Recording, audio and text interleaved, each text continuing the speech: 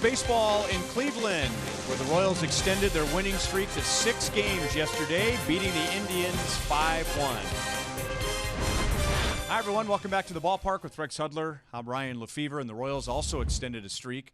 9 games in a row, scoring 5 or more runs. That's the longest streak in the major leagues this year. Take your pick. Who do we want to talk about offensively? How about Ryan O'Hearn? Happy days are here. There's no doubt. Ryan O'Hearn, it is, and why not? This young man, ever since he got here, day one, he got his first hit. It was a home run in Chicago.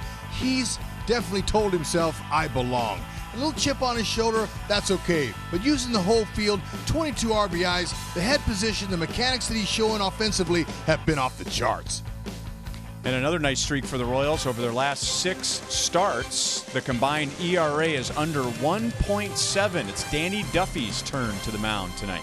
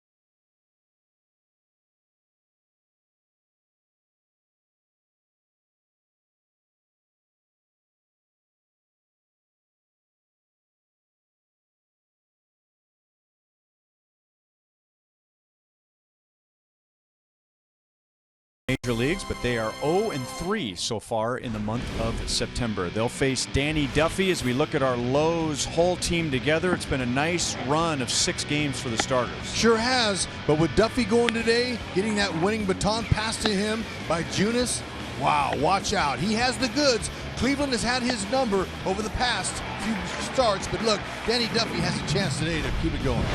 Going up against the energetic Cleveland right-hander Mike Clevenger.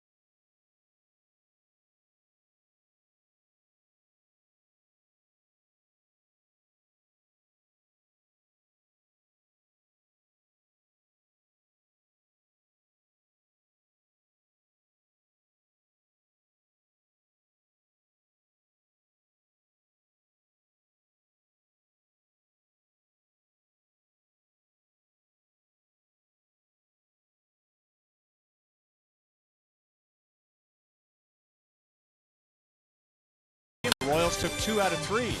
And with a win tonight, that's 2 consecutive winning series against the Tribe. The lineups and the first pitch are coming up next.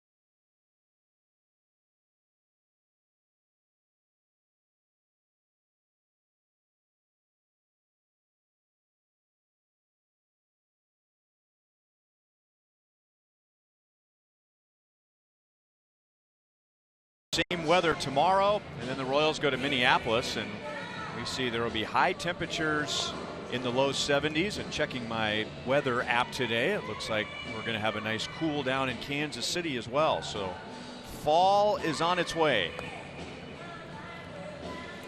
And the Royals offense continues to roll. Here's our Toyota League leaders. With the runs scored and the effort by the starting rotation, the Royals have the longest active winning streak in the major leagues, and they're not just squeaking out wins, they have outscored opponents 43-12 during their 6-game winning streak. And here's what Ned Yost has done with his batting order tonight. He has Adalberto Mondesi batting second, so Alex Gordon will hit third, and Hunter Dozier and Ryan O'Hearn slide down. Cam Gallagher is in there as Royals catcher, and Royals are still hoping Salvador Perez will be ready by Friday in Minneapolis. It's been another good year for Mike Clevenger. His overall ERA is 3.17. In 3 starts against the Royals, HUD, his ERA is 2.57, but that does not mean they haven't been getting hits off of him. No, the Royals have found some holes. They've hit 282 off of him this year, but they're just 3 for 14 with runners in scoring position. So they got to get the big hit against Clevenger to keep the winning train rolling. He'll be tough. He's got a lot of deception in his delivery. He's got some good movement to his pitches. Good stuff.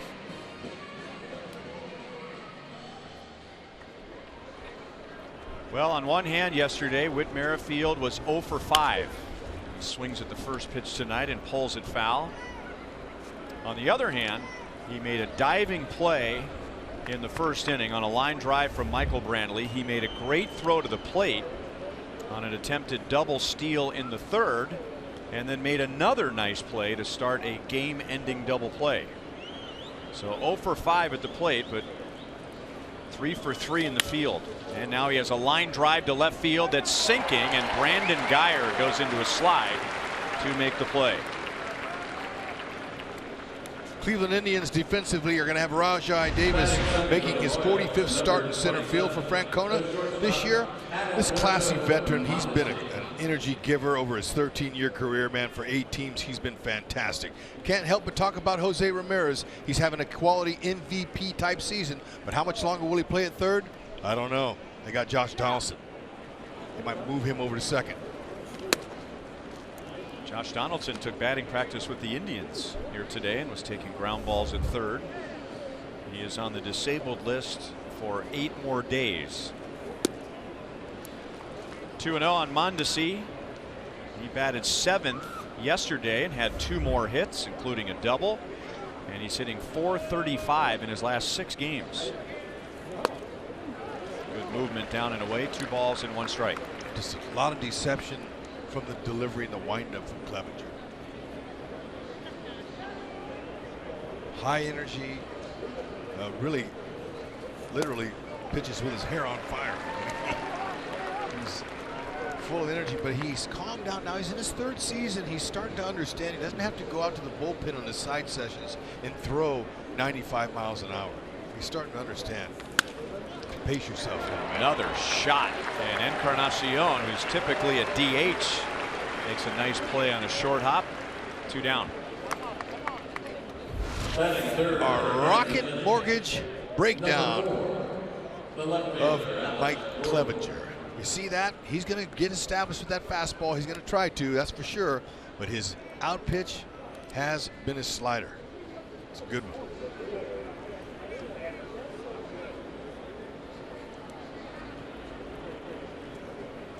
Well, he hasn't fooled the first 2 hitters tonight. Nope, they're on him. And the Royals, really, they're red hot. All of them have a lot of confidence going. They can hit anybody. Alex was 0 for 5 yesterday, but like Whit Merrifield, he had his contributions in the field.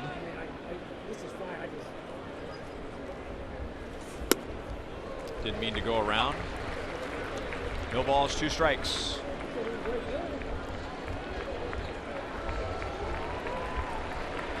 Alex had a nice run batting 2nd. And now he's hitting 3rd for Ned Yost. And had a tough time laying off the high fastball. And the Royals go down in order in the 1st inning. Danny Duffy's going for his first win against the Indians this year.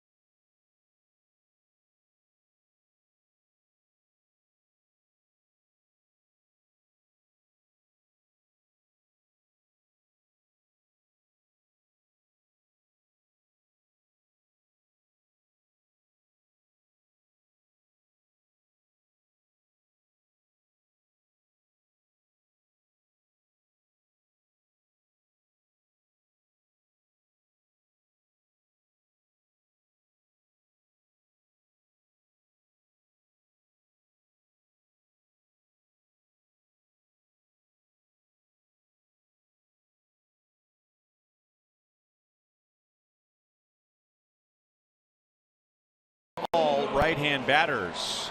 No Yonder Alonso, no Michael Brantley in there tonight. Jason Kipnis is the only left-hand batter. Brandon Geyer has given Duffy a bad time in the past, so he's in there. So is Jan Gomes, but he is not in the lineup. And Danny Duffy will try and beat the Indians tonight for the first time in 4 years. Yeah, it won't be easy, especially in their house. But he has the stuff. If he's on his game and he's mixing his pitches, he can do the job. This is Danny's fourth start against the Indians.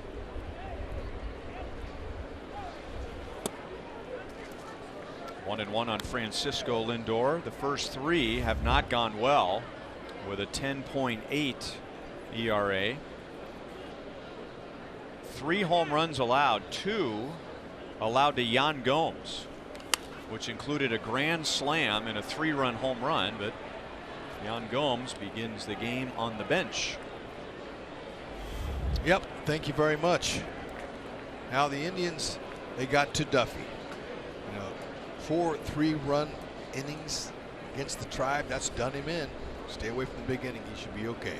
Cam Gallagher was telling me before the game, he's got to mix all of them. Don't just stay fastball heavy, because it's a dead red fastball hitting team. You got to be able to bring his curveball, slider, and his changeup, all of them in.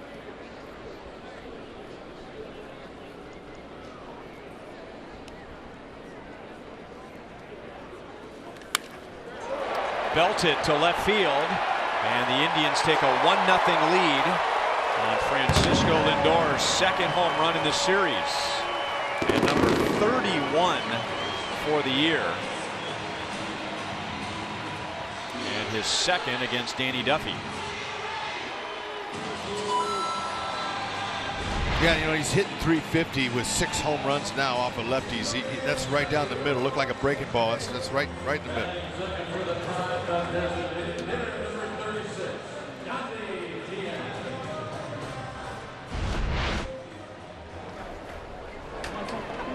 Lindor, with his home run in the 9th inning yesterday, became the first Indians player ever to have 40 doubles, 30 home runs, and 20 stolen bases in one season.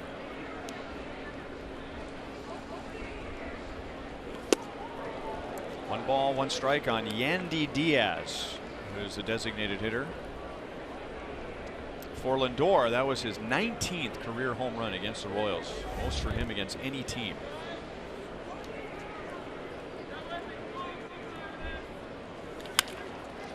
On the ground left side and past the diving Escobar. So Diaz did that 1 game too late. He had a hard ground ball against Tim Hill in the 9th inning yesterday, which resulted in an impressive game-ending double play. Did. Forward around the horn, Royals defense. Brett Phillips getting his 5th start in right field. He can't wait to throw somebody out. He's got a +10 defensive run save for him. Hunter Dozier getting his 42nd start at first base. He's back over there on the hot corner at first. All he wants to do is catch that ball.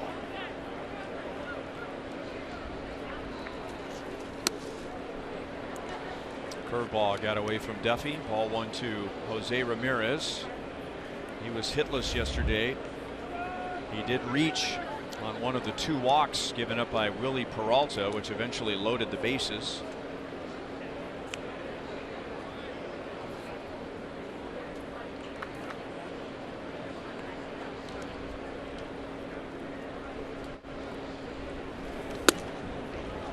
A high strike, 1 ball, 1 strike.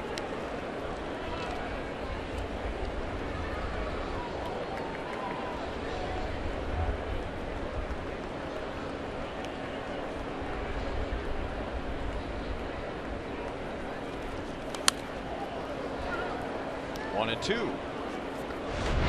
StatCast AI, powered by AWS.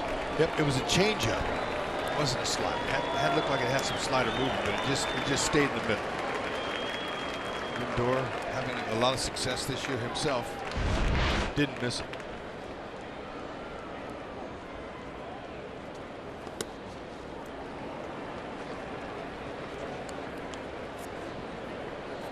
Well, if that was a changeup, it was 89 miles an hour. Well, which is probably too fast. Yeah, it was. It was a little too hard. Looked to me like it could have been a slider, but hey, look, it was in the middle. That's what the hitter's looking for. Zoning him. You just want to stay away from the big inning here. See if he can put him in the lane, roll him up. Although he's pretty quick, it'd be hard to roll him up. He has grounded into 6 this year. Into the screen above the Royals dugout.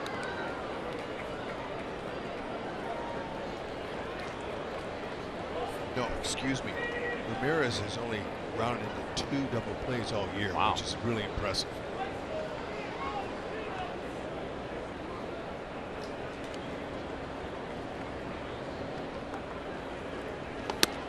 And now Ramirez is on with a walk. So it's a shaky start for Duffy. A home run, a single, and now a walk. And it was a shaky beginning for him on Wednesday against the Tigers. He was not on top of his game in the first 2 innings, but then he ended up pulling it together and retired 14 of the last 16 and only gave up the 1 run over the 6 innings. And he didn't have his best fastball in that game, so he really did, as Cam Gallagher talked about, had to mix his pitches. He wasn't 93, 94, 95 like he was in his first start coming back from the DL against the Rays. And, you know, not having success against the Tribe all year, he knows that, and so does Cleveland. They're saying let's jump on him early. And for Duffy, it's important that he can somehow find a way to get out without having a huge inning against him.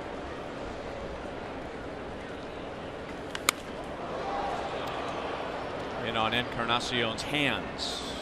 And that is out number 1 as Alex Gordon brings it down in left field.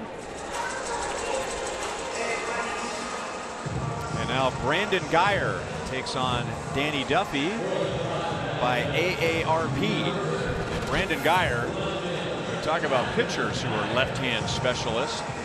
He is a hitting left-hand specialist. And it's not just Danny Duffy, it's a lot of lefties in the league, but Geyer is 7 out of 15 against Duffy. 2 doubles and a home run. Yep, you can find a job and stay for a long time if you have success off a lefty. You can play some outfield. That's what he can do. 233 overall against lefties this year with 5 homers. He likes to pull them.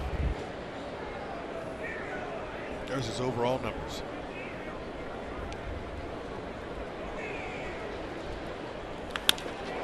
Base hit left field, so he has another hit against Duffy. Diaz is held at the last moment. He came ripping around third base, and Mike Sarbaugh put up a late stop sign. And now the Indians have the bases loaded with 1 out. Yep, you know, when you hit over 400 against an opponent, you believe when you walk in that batter's box that you're going to get him.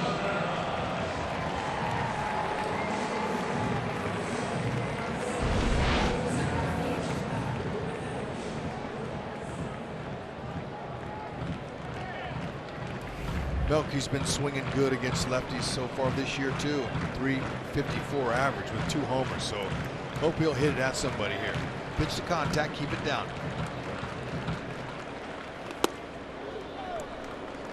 91 miles an hour and just missed, according to home plate umpire Joe West. That's where we want it.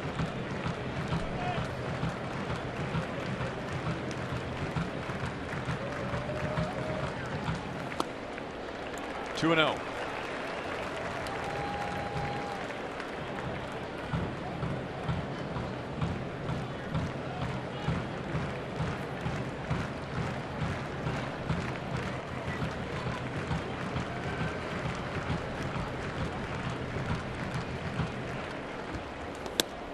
And now 3 balls, no strikes. The Indians have had a good year offensively in just about every category, including they have scored the most runs and hit the most home runs in the first inning of any team in the American League.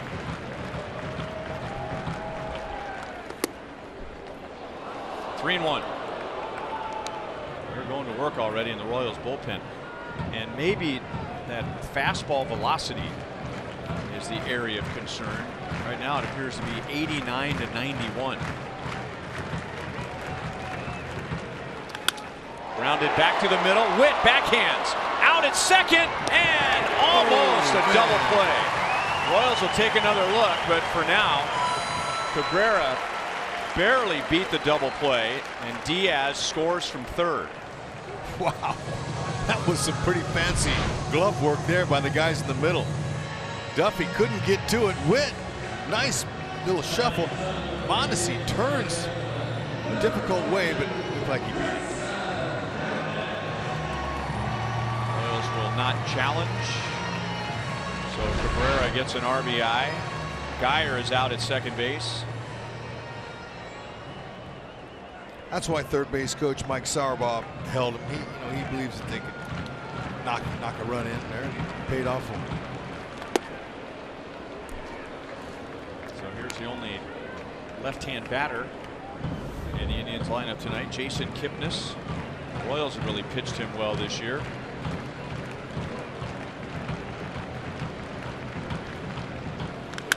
And Kipnis strokes it to right field, and that'll drop in front of Phillips. Cleveland Indians have scored 102 runs this year in the first inning, the most in the league. And Cal Eldred is out of the Royals dugout as Duffy's trying to grind through the first inning. Yep, this is one of the reasons why our key was try to stay away from a big inning. But the first inning, you mentioned how good they've been in that first inning. That's one of the reasons why, another reason why the bullpen's up. And sure enough, he's not feeling good. Yeah, here comes Nick Kenny along with Ned Yost.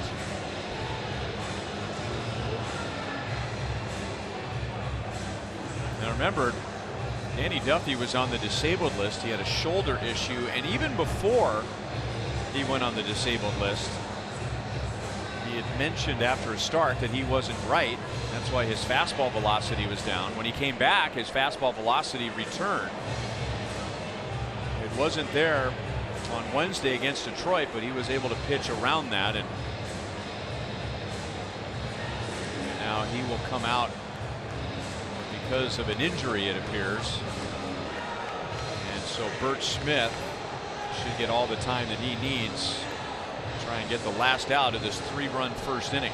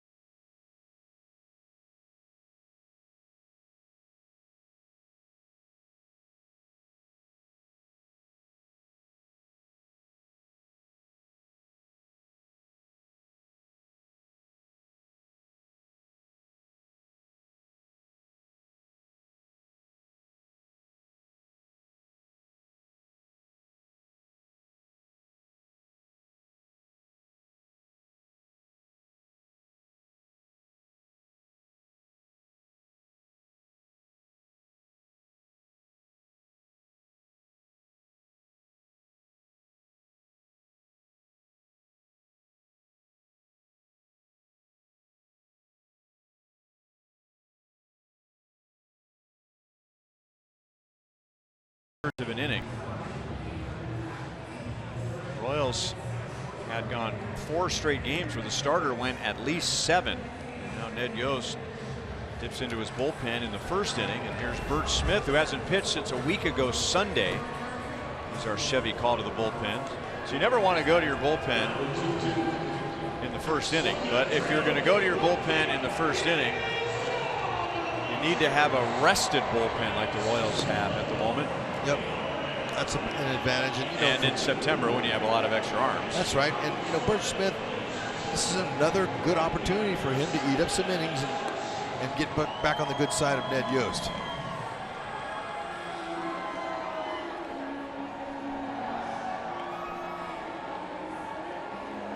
Duffy allowed a home run to Francisco Lindor. Then Diaz singled. Ramirez walked. Then you got a fly ball from Encarnacion. Geyer singled, and the Royals came very close to turning an ending double play with Melky Cabrera at the plate. They got the second out, not the third, and then Kipnis lined an RBI single to right field, and that's when Cal Eldred came out. And then shortly after Cal went to the mound, Nick Kenny and Ned Yost visited, prompting the call to Bert Smith. So Roberto Perez is the 8th man to come up in the inning, and he'll bat with Cabrera at second and Kipnis at first.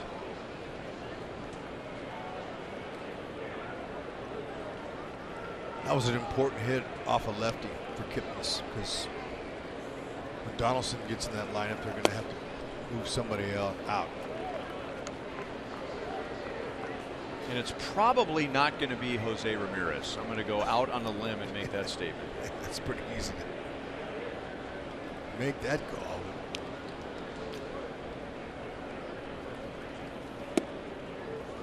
Curveball's in for a strike, and it's 1-1 on Roberto Perez. And the Royals are fanned out evenly on defense for Perez, who is struggling with a 151 batting average this year.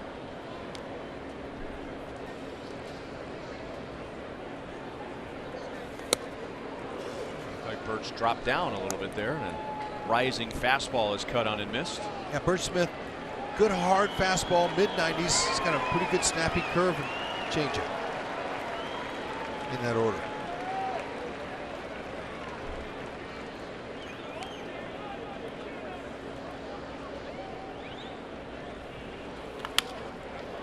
Grounded foul.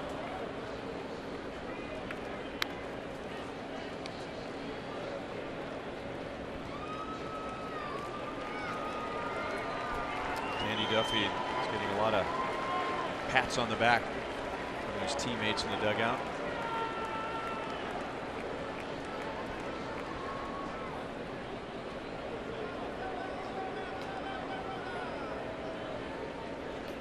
One and two on Perez.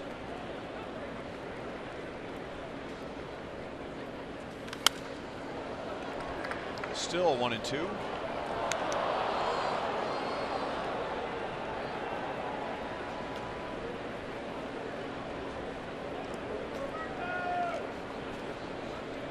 Perez is an excellent backup. He's reliable. Good catch and throw. 27% of runners he's thrown out.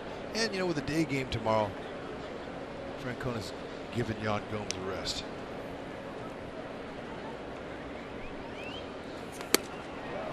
'97. Bert Smith strikes out Roberto Perez and puts an end to the Indians' 3-run bottom of the first.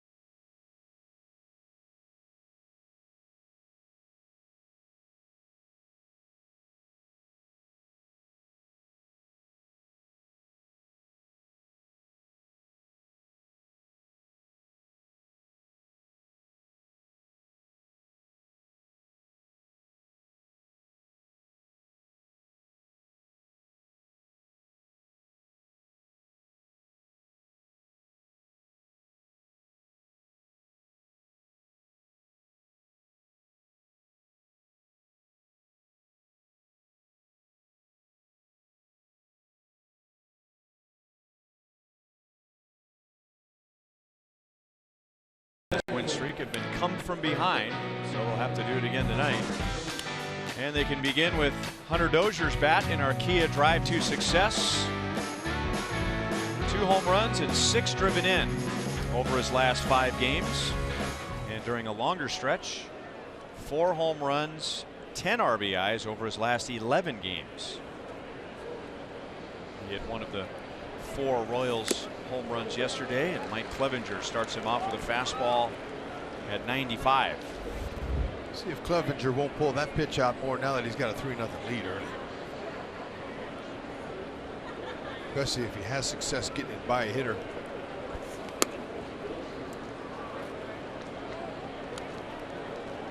Royals went down in order in the first inning, but Merrifield and Mondesi hit the daylights out of a couple of Clevenger pitches. Just inside, 2 balls and 1 strike. Yep, Joe West, if he's going to be tight for our guys, got to be tight for theirs too. Consistency is what they want. Looks like it's not going to give any borderline. Like the same pitch, didn't it? Pretty much.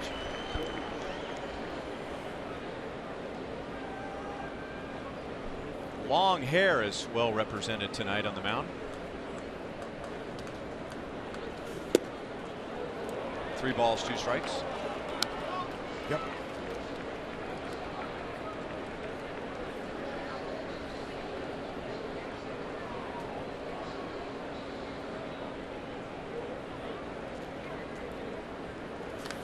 Dozier, he hits it hard into right center field and down. He has got a good looking swing right now. Hitting the ball to all fields, just like O'Hearn, Merrifield, Gordon, you name it. 14th double, and that's the right direction. A lot of guys will pull it. He would try to pull that 3 or 4 weeks ago, but he's going with it now, letting the ball travel deep. Taking a page from his buddy that's stepping in now, O'Hearn.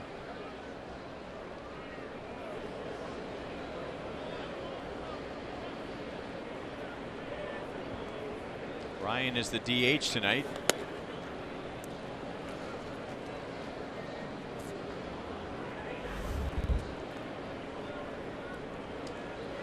.268 average, .646 slugging percentage, which is the best among major league rookies. 2 balls, no strikes. And speaking of league leaders, our Kubota Power Stats, with a minimum of 50 balls in play, Ryan O'Hearn right now has the highest hard hit rate. That's 95 miles an hour or better. 3 balls, no strikes. That's an impressive statistic. And I like how calm he is, and you notice Clevenger showing some respect, not putting anything firm in the zone. It's because he doesn't want to be backing up third.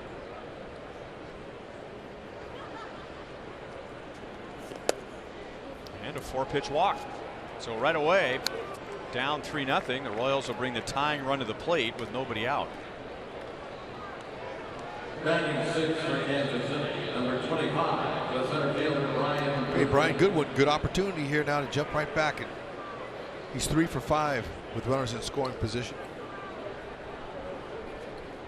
That's going to be the key. Get the big hit off. Goodwin, real handsy type hitter, loves the opposite field.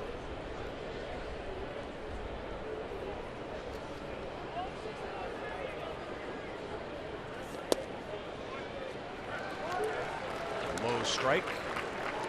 Brian was 1 for 4 yesterday, and he has played in 8 games with the Royals and has had at least 1 hit in 7. He has had more than 1 hit in 4 of 8 games.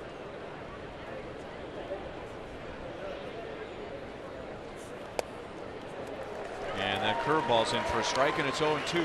That wasn't exactly the one he wanted. It was a little bit off, but he'll mark that down in his memory for next time. If it's up, it can be hit.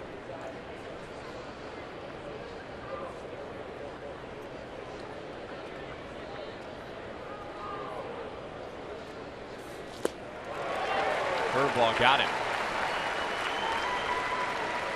Strikeout number 2 for Clevenger.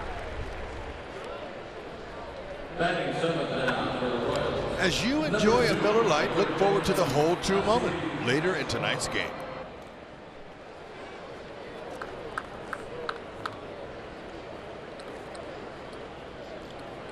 Two on, one out. Alcides Escobar is at third base for a second straight game. He was 1 for 4 yesterday with a stolen base.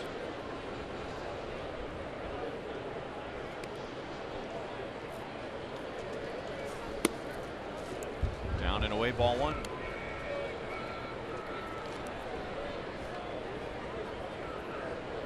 Esky, going back to the beginning of August for him, has hit .343.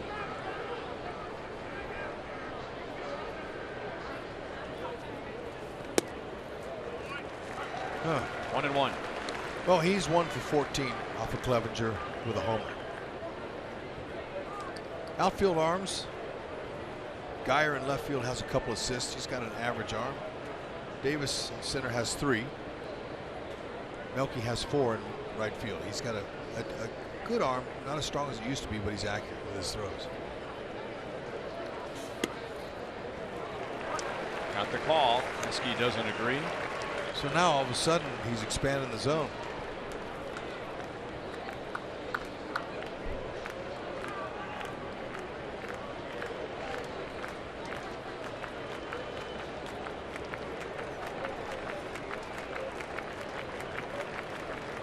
Get Esky swinging.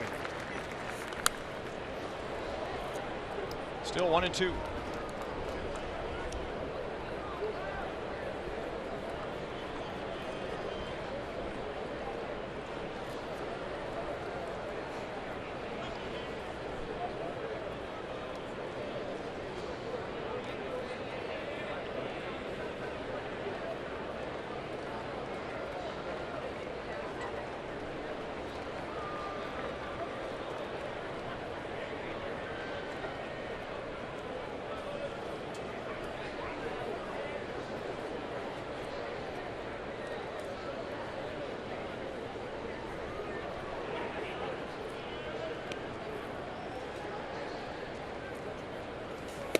Fastball got him at 96. So, after a double and a 4-pitch walk, Clevenger has back-to-back strikeouts. You know, they went through a whole bunch of signs, and sometimes that'll play with the hitter's mind a little bit. You throw him a couple curves. So Esky wasn't sure what to look for with 2 strikes there, and then he just went ahead and blew him away.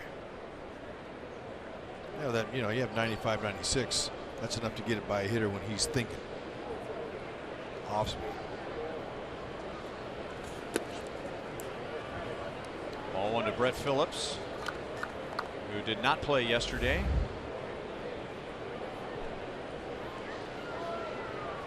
One solid swing gets him back in the game.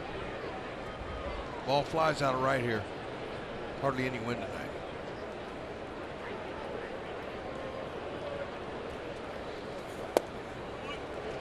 1-1.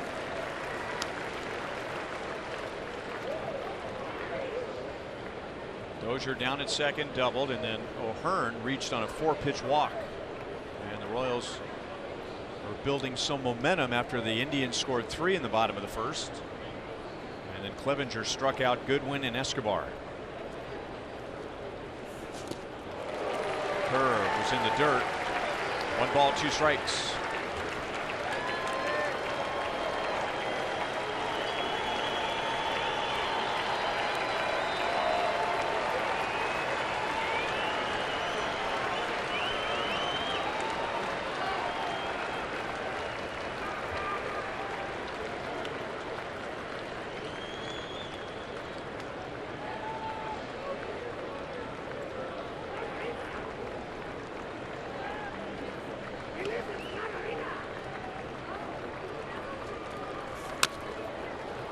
Fouled a fastball away.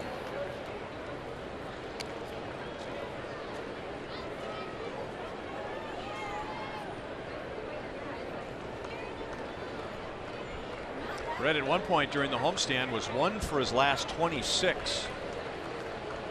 And he has a modest 4-game hitting streak coming into tonight, which includes a home run and 3 RBIs. 2 on, 2 out. Curveball, and it stayed up. Clevenger took something off of it, and he ends up striking out the side after giving up a leadoff double and a 4-pitch walk.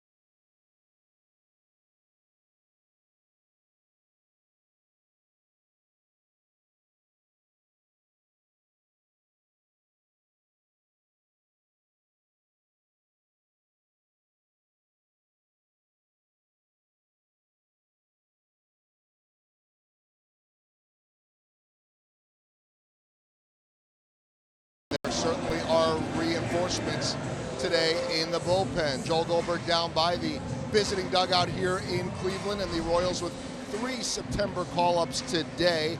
Eric Skoglund, who went on the disabled list back in May with that UCL sprain. His perspective, guys, was unbelievable. All smiles, happy to be here, considering that there was a thought at one point he could possibly need Tommy John. Glenn Sparkman, just a minor adjustment. Cal Eldred sent him to the minor leagues, slid him more towards the middle of the rubber just a little bit, and Sparkman said it's been paying dividends. He feels great. And Jerry Vasto said he knew Heath Philmeyer from back home in New Jersey. A couple of others from the Rockies system like Rosie Herrera, very excited to begin his Royals career. 0-1 on Rajai Davis. We all got a chance to meet Jerry Vasto before the game tonight, and he sounds like he's from New Jersey. Yep. That's good. Guys there, they make them tough.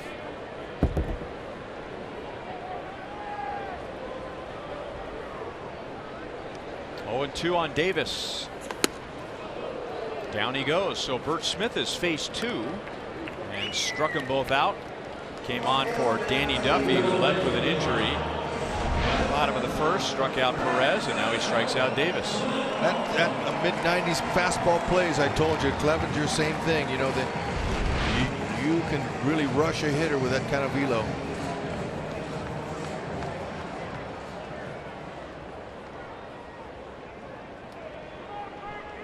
And now Francisco Lindor is a left-hand batter. As a right-hand hitter, he led off with a home run to left field off of Danny Duffy. That gives Cleveland Indians 29 first-inning home runs. That leads the league, and it's also a franchise record. So they have ambushed teams many times this year. I think Lindor was a little bit out in front. Hud, your thoughts? Yeah, he hit it where there nobody is, and I don't know if they'll find that one.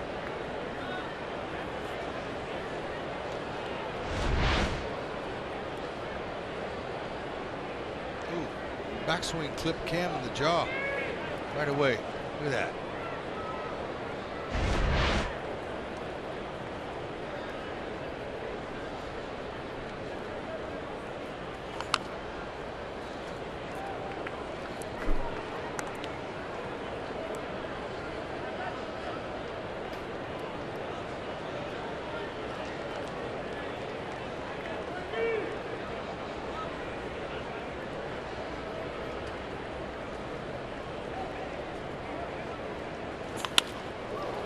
That's foul. All strikes for Bert Smith in the second inning. The Indians are familiar with him, at least their scouting department is. The Indians drafted Bert Smith twice. They took him out of high school in the 49th round, and then after his first year in junior college in the 20th round, he declined and went on to the University of Oklahoma, and then the Padres took him in the 14th round and he signed. But Indian scouts had their eyes on Bert Smith. 2 balls, 2 strikes. He's trying to throw a couple of change-ups there just to kind of change his eye level a little bit, but he's making sure to keep it away from him. He hit a change-up from Duffy from the right side. Don't give him a change-up in the middle here either. That's a good spot there. Unless it hit him. Did it nick him? It did.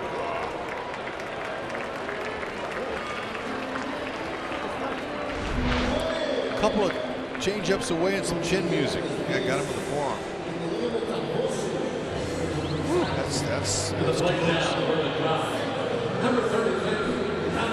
When you're young, you can get out of the way of that velocity. Some guys can't. Or if they do, when they're older, they pay the price by contorting their body in that manner. Yep. Ligaments and tendons and muscles aren't as forgiving. No.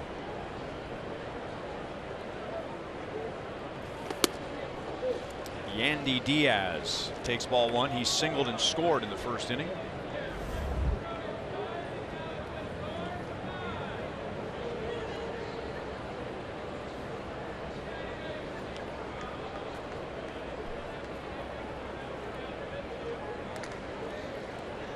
Tim Hill came on in the 9th inning yesterday with the bases loaded, 1 out, to face Yonder Alonso.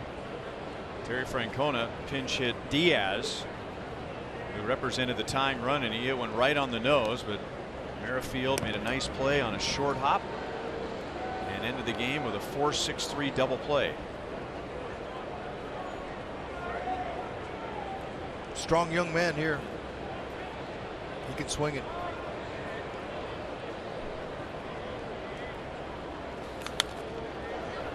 One ball, 1 strike. He's going to hit for more power in the majors once he gets comfortable, and if they can find a place for him to play. Corner guy, first base, a little bit of third. Hit 293 this year, excuse me, in Columbus. 24 doubles, just 3 homers though.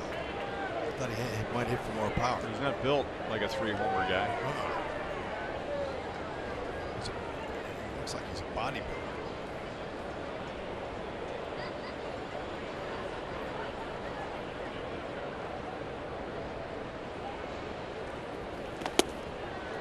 Changeup is inside.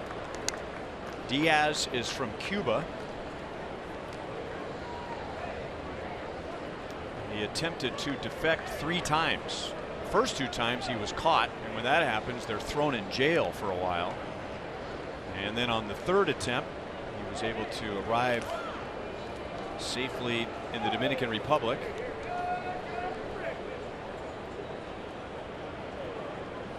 And was signed by the Indians in 2013.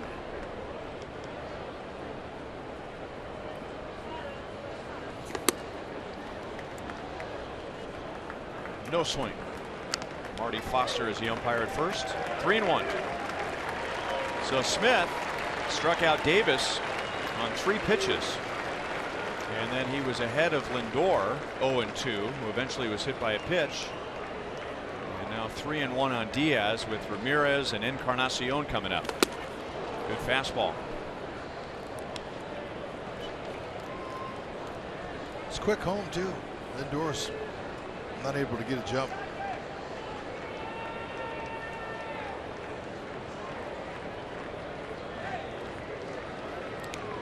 Cam wants him to throw over to first base.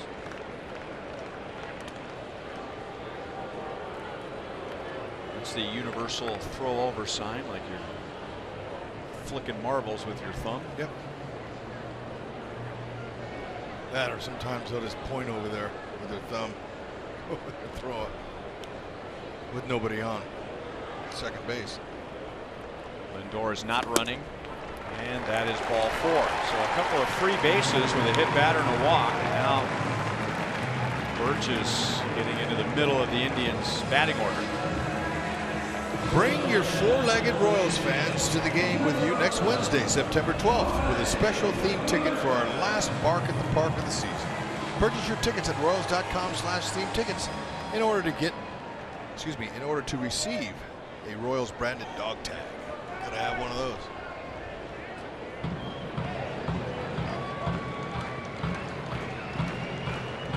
The drum beats, the rally drum beats as Jose Ramirez steps in, and a good changeup is taken for a strike.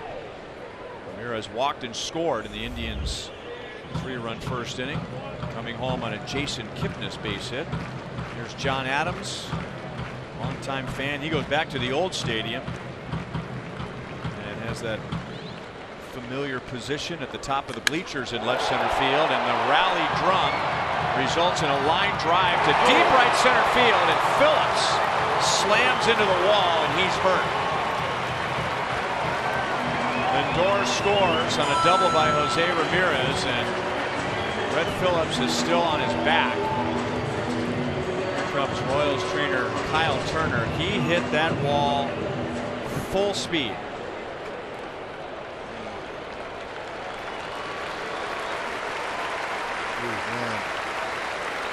Well, you wonder when you go head first into the wall, wow, what it could be. And the padding only helps if you bump into the wall or you go in half speed. When you go full speed, that padding gets compressed and you're going to get the business end of the wall. Great effort. Looked like he was right on it. Let's check this. Collarbone. Shoulder area.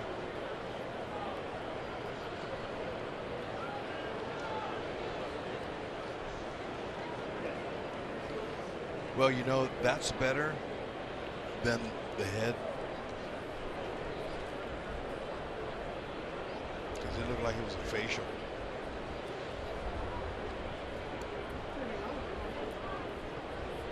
Now, I'm not suggesting that that didn't hurt, because clearly it did, but sometimes it's just the shock of hitting the wall, and the wall arrives before the fielder is prepared for it to arrive.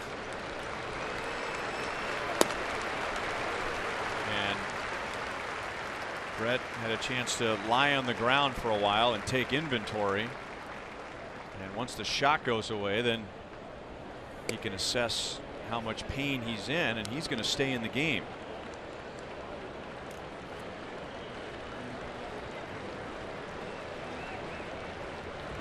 I mean, you didn't just see him hit the wall there.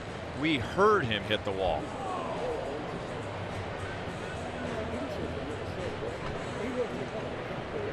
So it's 4-0 Indians. Lindor scores. Diaz stopped at third base on the double by Ramirez.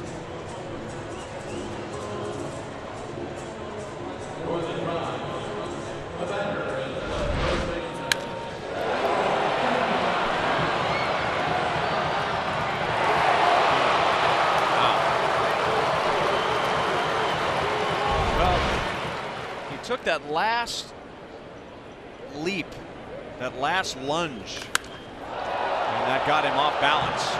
Now deep center field, and Goodwin is at the wall and has just enough room. That'll produce another run. Diaz comes down from third. Ramirez goes to third, and now Cleveland has a 5-0 lead in the second inning. And that's getting back to the Phillips play, Hud. I mean, that's, you talking about your head. That's where a guy gets in trouble, is when they're losing balance and going into the wall. Yep, exactly right. That's a little shocker right there. You know, you get the clavicle bone there. It's a ball and socket joint. You know, so I'm glad to see him staying in there. But it was a jar, and sometimes it's like a football injury too. It's a stinger, they call that. feel that throughout your shoulder and your neck. He's still hurting.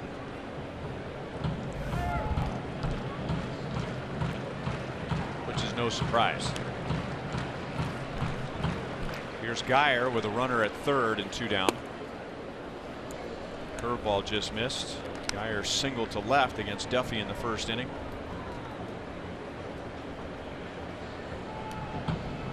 The Indians did not get a run until the 9th inning yesterday, and now they have 5 in the first 2 innings tonight.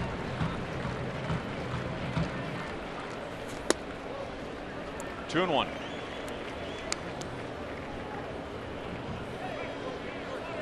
Geyer is known for 2 things: hitting against lefties and getting hit by pitches.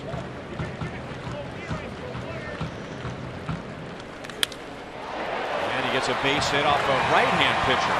So he's 2 for 2. And now the Indians have a pair of 3-run innings.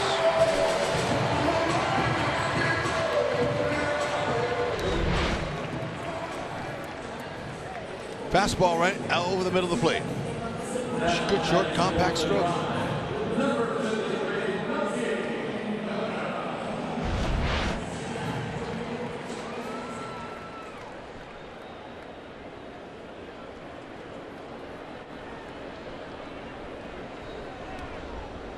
Melky Cabrera drove in a run in the first inning.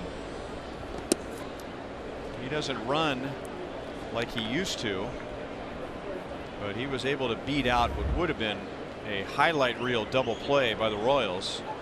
Had he not beat it out, it would have been a 1-run first inning. But by beating it out, that extended the inning, and the Indians got 2 more.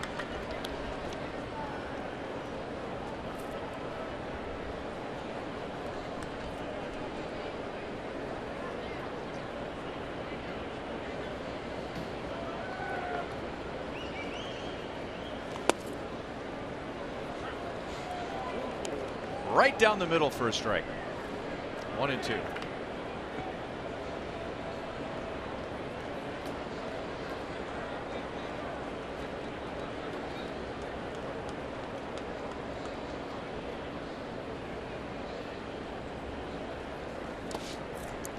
Changeup is in the dirt. 2 balls, 2 strikes.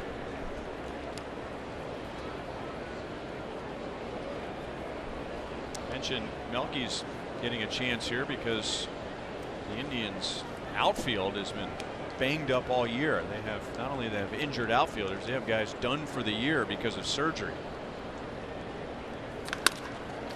Grounded up the middle. Geyer will make the turn and go to third.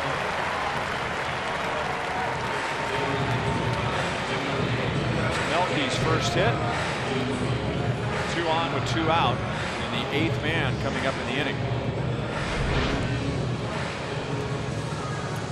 Yep. Anything over the middle of the plate, a guy like Melky's going to put it in play, and he knows what they're playing it too. He's went right with it. Smart hitter.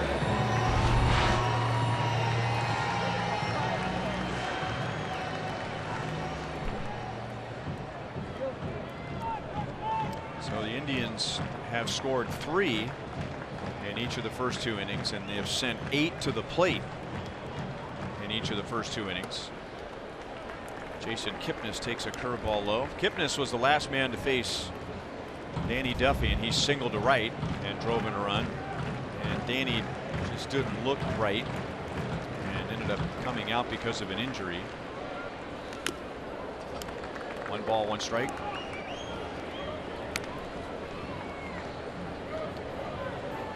Kipnis was the only lefty in the lineup against Duffy.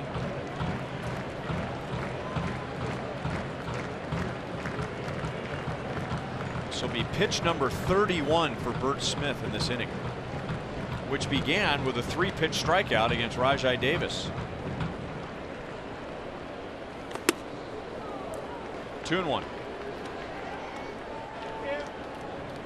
You know, not having pitched in so long, he's just out there trying to just throw the ball wherever he can. He's trying to get it up over the plate. They're sitting all over the fastball. He's not able to command any secondary pitches.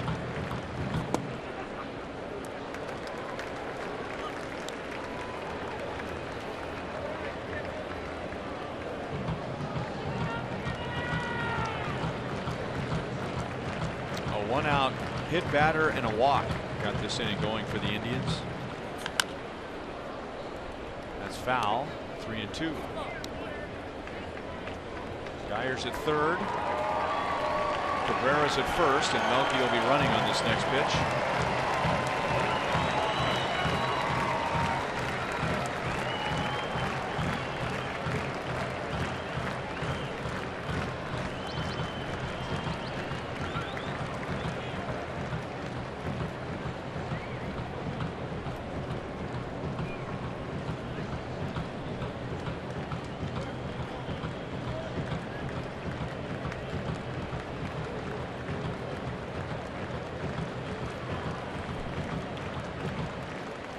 Melky runs, and that's line foul off the left field line.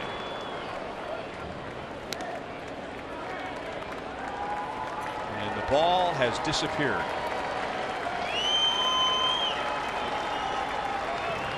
There it is. And that guy did the right thing and gave it to that young lady who brought her glove. And she can tell a heck of a story at school tomorrow. I brought my glove, I sat in the first row, and look at this. Popped up.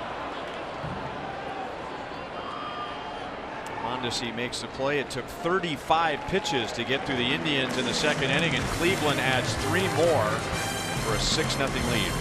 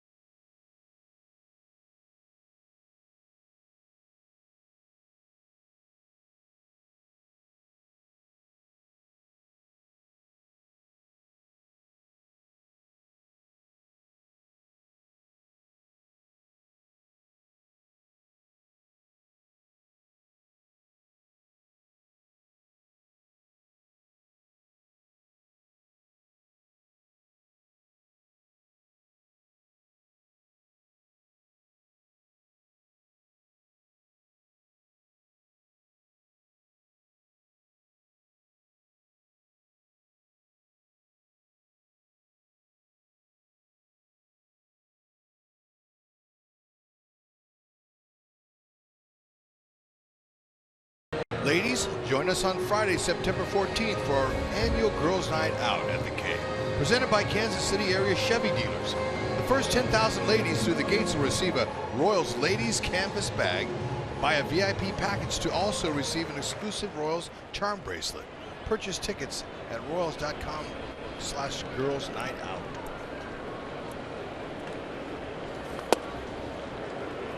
A strike to Cam Gallagher.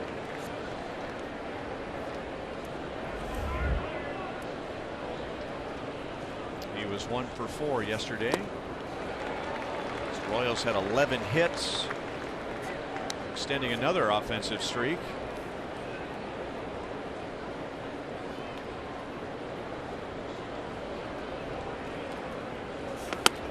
Royals have had 10 or more hits in 6 straight games. It's the first time they've done that in over 2 years. Cam is down. Clevenger has struck out the last 4. Royals were down 3-0 in the second inning. Dozier doubled, O'Hearn walked, and then Clevenger struck out the next 3. He's fooling them. Got the breaking ball working.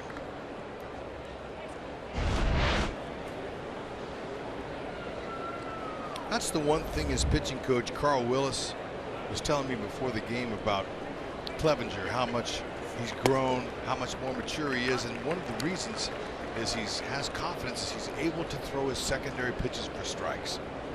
Breaking ball is important. When you can't do that at this level, those hitters sit on that fastball. They sense you can't have control with it. You're in trouble. So he's become a solid big league pitcher because he's commanding all of his pitches. And he's connected to the ground. When you see him turn like that, Carl Willis said, you know, at first he was a tough guy to manage because we weren't sure. You can't teach the kind of mechanics that he has. But he wants to stay grounded with his right foot in the base of the rubber. That's exactly what he's doing all that turning for. He wants the arch of his shoe to feel that rubber. And that's the connection point. That's exactly what you do. That's from the ground up this game. Hitters the same way. You want to have that force from the ground, from your legs on up. So he really feels like he can get locked in. Another well-hit ball off of Witt's bat. He is out. And you say that Carl Willis, who's been around for a long time as a pitching coach, has never had somebody with Clevenger's mechanics, and yet at the same time, at this level, you really can't take a guy like Clevenger and do a big mechanics overhaul. You have to find a way for him to be able to pitch with what makes him comfortable. Yep, fine tuning. And they do that mainly with the mental, the thought process. That's a pretty good change up there.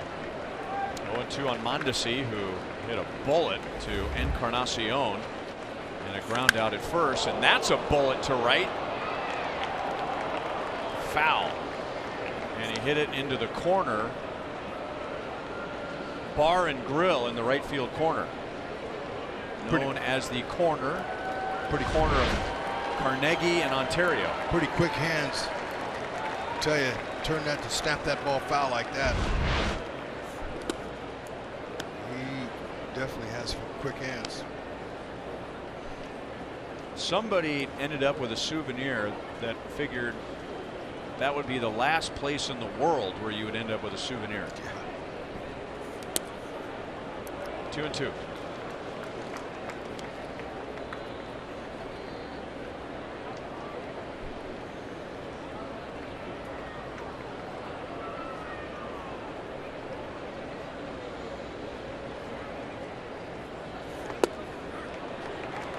A called third strike. Another strikeout for Clevenger. And a 1-2-3 third.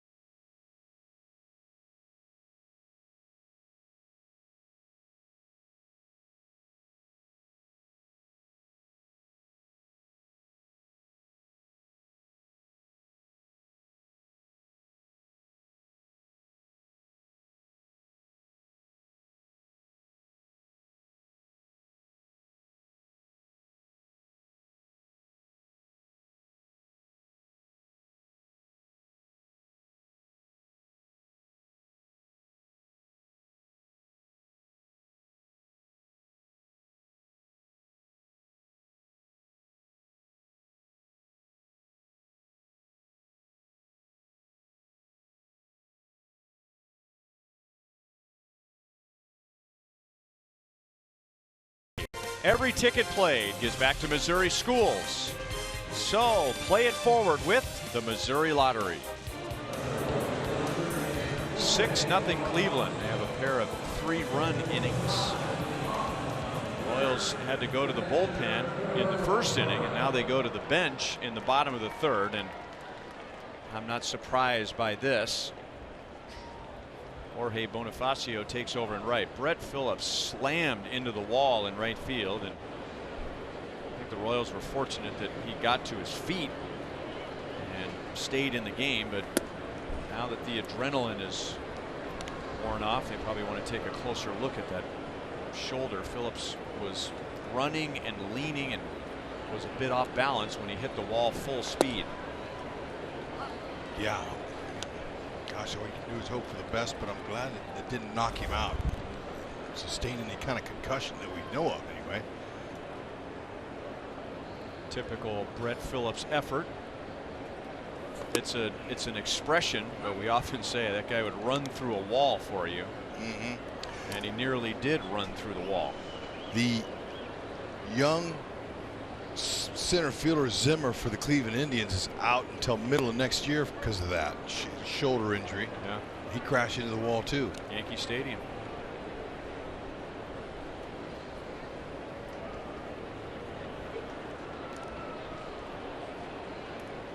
He was a good looking player, wasn't he? Sure was. And hopefully he'll regain his mobility and get his arm back too. But you know, with Phillips at the K, they might have to, you know, the warning track's already deep. I mean, they have to make it any deeper for Phillips. They'll have to protect him. Smith walks Perez on some close pitches, and now pitches to Rajai Davis. 3 runs have been charged to Duffy. Danny came out after 2 outs in the first inning, and then 3 runs are charged to Smith. So then Yost, for better or for worse, we'll get a long look at Bert Smith tonight. You know, it's tough if you're in Birch's position because he is one of 2 Rule 5 pitchers that the Royals are carrying right now, and the other guy's going to get some Rookie of the Year votes.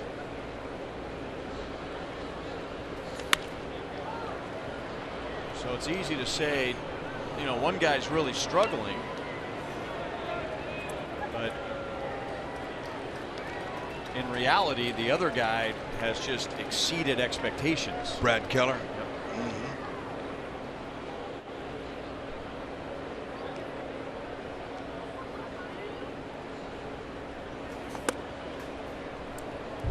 One and 2 on Davis.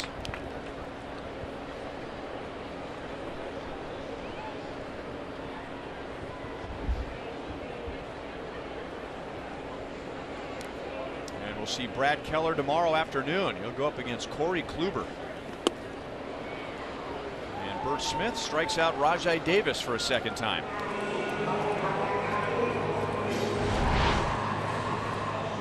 Got him looking heater and do a nice changeup. That's a perfect spot for it. Down and in, yeah.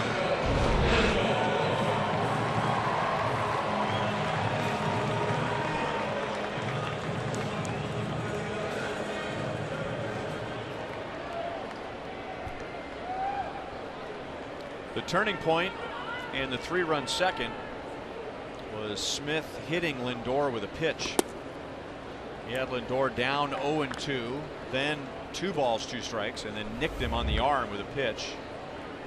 And then Diaz walked, and then the Indians went on to score 3.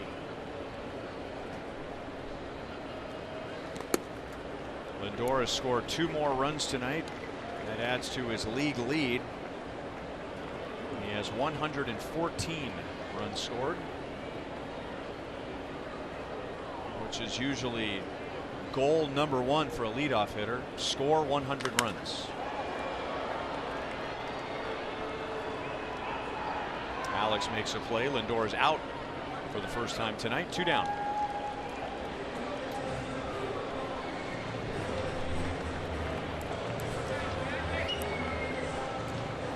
The back of the designated hitter, Nandi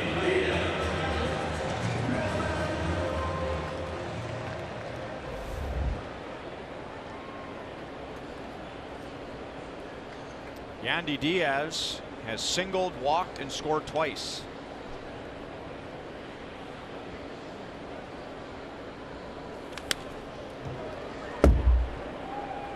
Oh, and 1.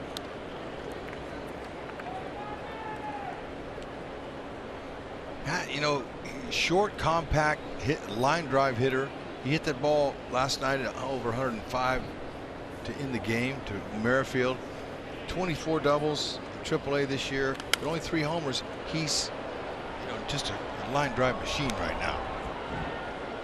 He'll develop into more later if he gets the opportunity. But with this team, you know, who knows how many reps he'll get. As you pointed out, he's going to have to play some defense too. That's not a strength. No, and you can't play any outfield spots. He remind you of anybody? And I'll give you a hint. He played for the Red Sox for a long time and even spent some time here in Cleveland. Watch his stance.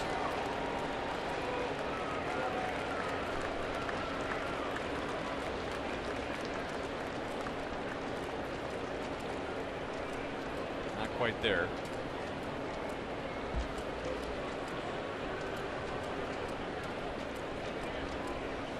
Right here. Wow. Ellis Burks. Ellis Burks. My next clue was going to be he's a scout, and I've seen you wave at him a couple of times this year. Yeah, and you know what? Very similar builds.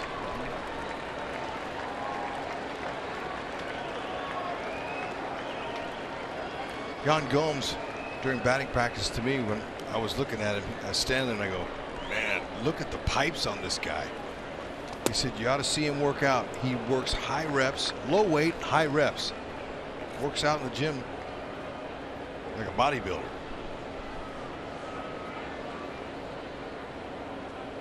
That's just to stay toned. If you want to get stronger, you go a little bit heavier weights, but not this time of year, a baseball player. Only in the off season.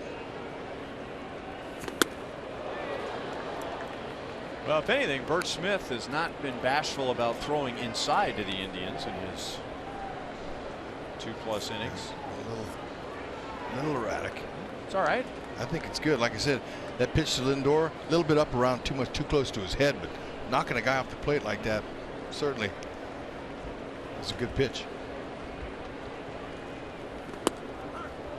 And a breaking ball got him looking. So Birch has a scoreless 3rd inning with 2 strikeouts, and he has struck out 4. Cleveland leads 6-0 at the end of 3.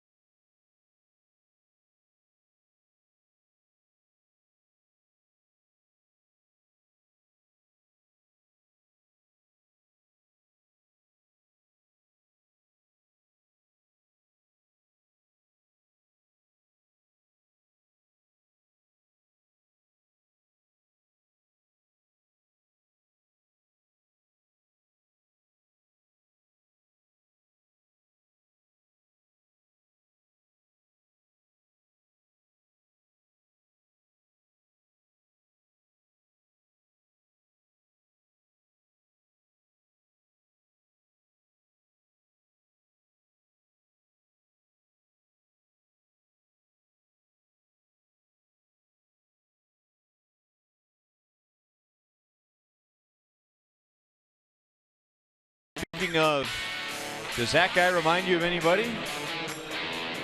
If it reminds you of former Indian Carlos Santana, that is current Philly Carlos Santana with an upper deck home run to right field. The Phillies with a 4-1 lead in Miami, and they are 4 games back of the Braves in the National League East. 2 surprise teams continue to lead that division, with Washington slowly fading away and trading away players.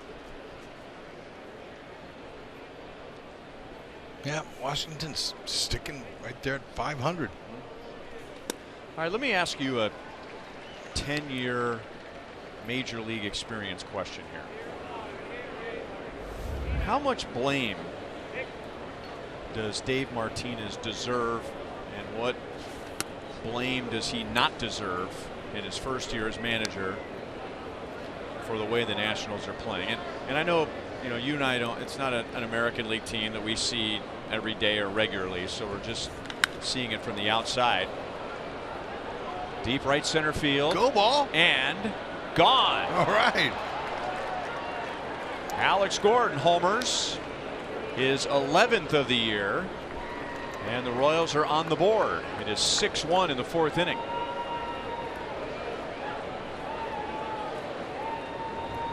Alex has the 3rd most 10+ home run seasons in Royals history. Mo, lottery replay shows you that ball was hit high and far.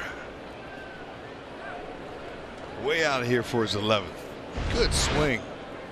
That's the kind of homer there the wind could affect it, because it stayed up in the air for so long, but hardly any wind tonight. Good swing. Alex is free and easy. Looks very loose. Comfortable up there. Only George Brett and Amos Otis have more double-digit home run seasons than Alex Gordon. He has 9. George had 15. Amos had 11. So anyway. So Davey Martinez, we were teammates and we're good friends, and he's had a lot of experience as a bench coach for Joe Madden. He was ready for a managerial opportunity. Now, when you go into a team and an organization you've never been in before, it's going to be an adjustment for you. But it's up to the veteran players that are in that clubhouse to patrol his clubhouse for him. That's what you count on. Rondon, Harper, they've got plenty of guys that have been there for the last 4 or 5 years that can run that clubhouse for him and make the manager feel comfortable. Now, the manager's going to make a few moves, and he's got to be able to police when he has to. Wow, Dozier, man, he is on everything right now. He almost drove Lindor into the gap in left center field. Man, that's another exit velo of 105. Everything he's hitting is at least 105 or higher. I mean to tell you, he gets underneath that, whoop, that's going to tear out a row of seats in left center in the bleachers. But managers, small a little bit of the blame, but mainly players, and also an organization too. You have hired 4 or 5 managers in the last 6 years. There's an issue there. Ryan O'Hearn walked his first time up. Dave Martinez was the 6th manager in the last 10 years. Okay. Dusty Baker, by the way, won 97 games last year, 95 the year before that, and got fired.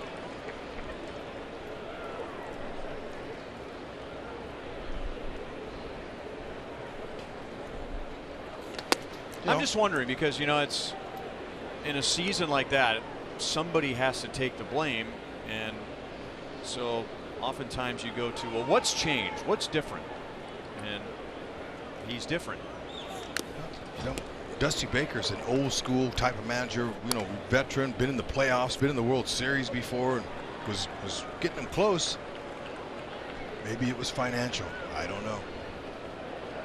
Hire a young manager like that, he'll take whatever they want to give him. Dusty maybe asked for too much, I don't know. Well, then you have the Cardinals situation, and they were underachieving, and they fire Mike Matheny and bring on Mike Schilt, and then they get hot. And so who does everybody credit? The new manager. That's right.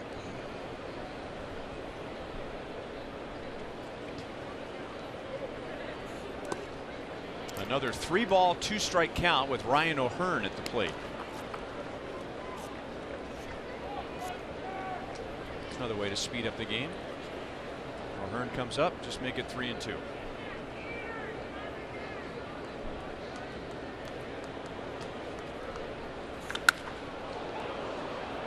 Boy, how did he get around on that? Heads up down there in the corner. If you're wondering about O'Hearn's bat speed, watch this, 95 miles an hour. And now he jumps back, and it's a called 3rd strike. That's 7 strikeouts for Mike Clevenger. Speaking of first-year managers, Aaron Boone inherited a team that was 1 game from the World Series last year. The University of Kansas Health System injury report update. Aaron Judge has been out with a broken wrist since he was hit by Jacob Junist. Is taking swings at 100% for the first time, so he hasn't bounced back the way the Yankees had hoped, but he is closer to returning to the lineup. New York is 8.5 back of Boston in their division. 2 balls and no strikes on Brian Goodwin. So my overall answer to you after spending a lot of time in clubhouses is the players, it's their clubhouse and they're the ones who are performing. I'm going to put most of the blame on them.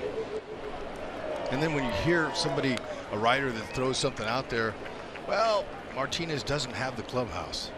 That's, you know, anybody could start that rumor, whatever. Then there you go. It's the players. Grounded sharply to first. Encarnacion kicks the bag, and the inning is over. The Royals are on the board. Alex Gordon hits home run number 11.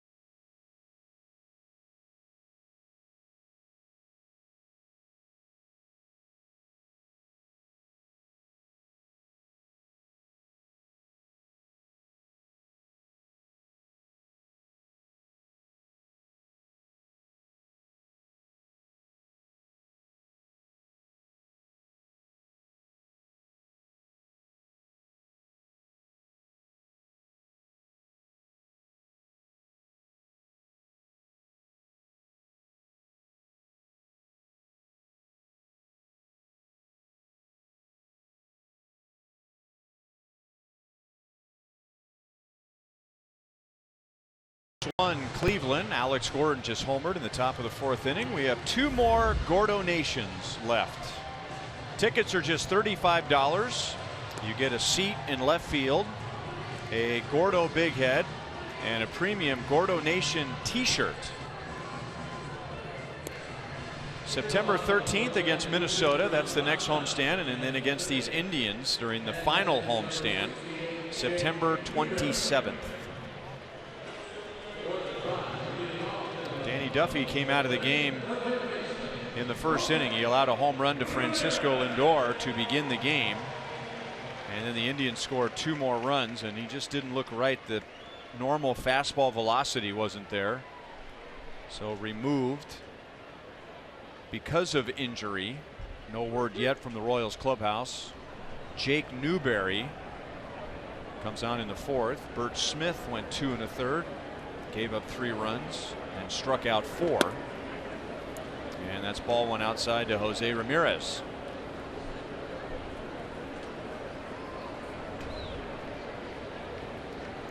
Newberry, he's got a firm fastball, low to mid 90s, slider, curve, changeup, mainly slider.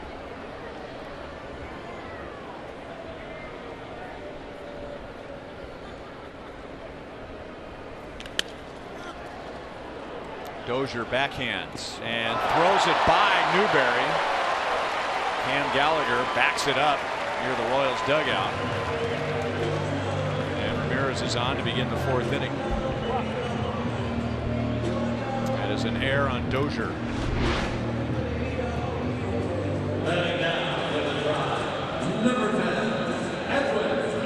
Yep, this looked like he's a little off balance. Just pulled the throw. Didn't get the release point right.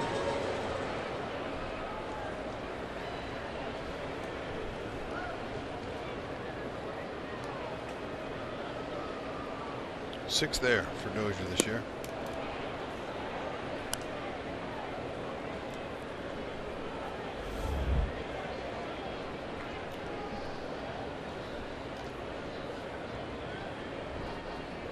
Encarnacion is flied out twice. One was a sacrifice fly for his 93rd RBI.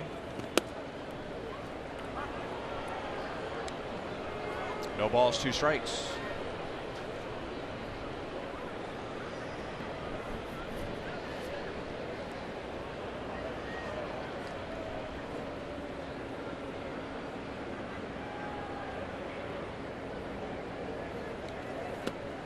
And he struck him out.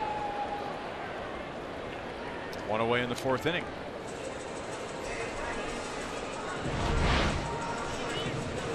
Okay, sitting on the heater. Look at that, took enough off of it to really get him out front. And once you're committed, sometimes you just can't hold back.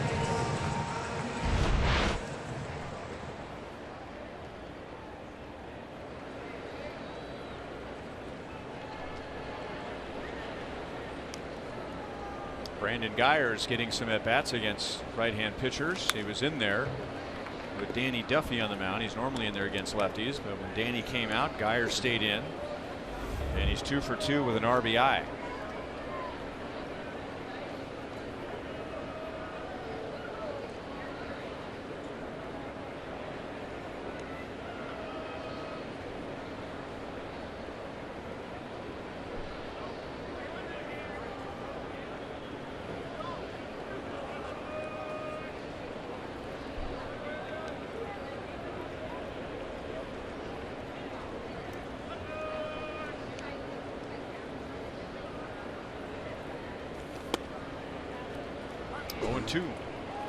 There are so many examples of players who were discovered because scouts were going to see somebody else.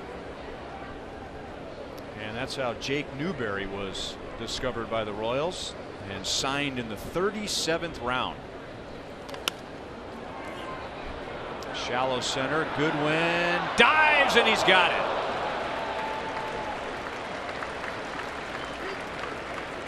Two outs.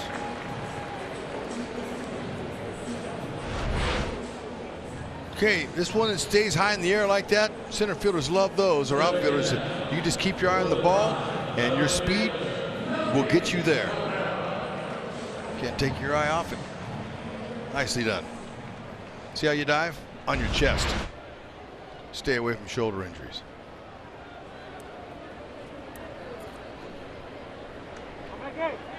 Runner at first, 2 down to Melky Cabrera.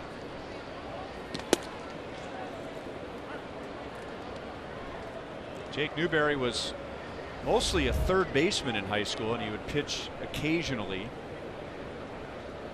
And over the last few weeks, Jake was pitching in a game against a guy who threw really hard. And in that particular game, Jake threw 92 miles an hour. And so that caught the eye of a few scouts. And then over the last 2 weeks of his high school career, the scouts followed him, and he noticed that there were more radar guns when he was on the mound. Okay, word got around. Yep.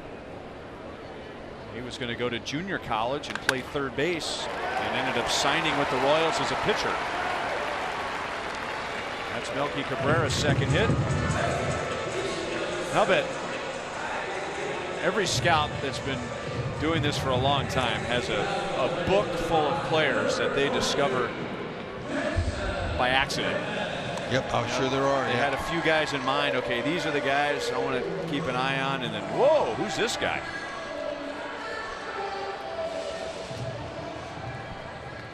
That's a big deal for a minor league system when a 37th round pick gets to the big leagues, because now all of a sudden you've got an entire minor league system of players that say, well, I was taken in the 28th round. How can't I get to the big leagues? The throw goes to third, so Ramirez scores, and the error turns into a run. Jason Kipnis has driven in 2 tonight, and the Indians get that run right back for another 6-run lead.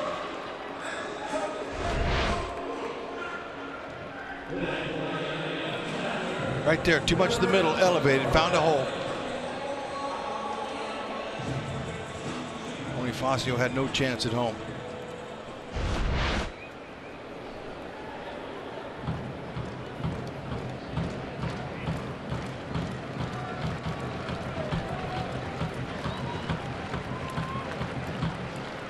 Here's Roberto Perez. Breaking balls down and away, ball 1.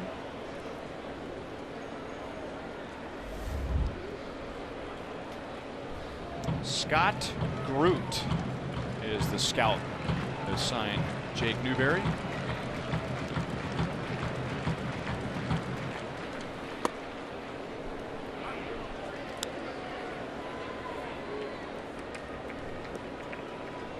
Talent evaluation is an interesting process. You know, it's nice if you've played the game before, you know, played some college ball or even a year or 2 in the minors or whatever. You have a pretty good idea about talent, about players. But those that don't know, they go to school. The school is to learn how to scout, learn how to evaluate talent. And you kind of, you know, work your way. And then you pick a guy like that, you know, he ends up hitting in the majors. Then you're like, wow, okay, I got a big leaguer. So there's a lot of these players are bragging rights for a lot of the scouts that are out there. Some don't make it past A-ball or AA, which is no shame to the player, but the talent evaluator, he wants to get to the big leagues. Good pitch. So it's an unearned run charged to Newberry, who ends up striking out 2 in the 4th inning.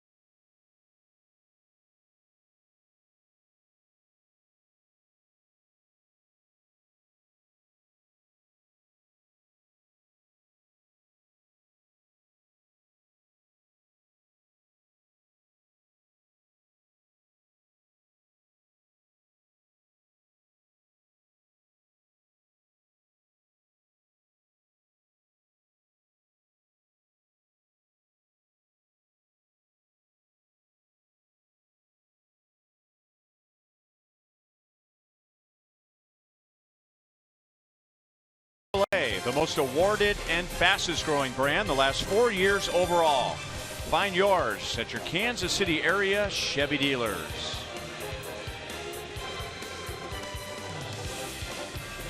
The Indians have scored in 3 of 4 innings. They already have 2 big innings. 7-1 to the top of the 5th.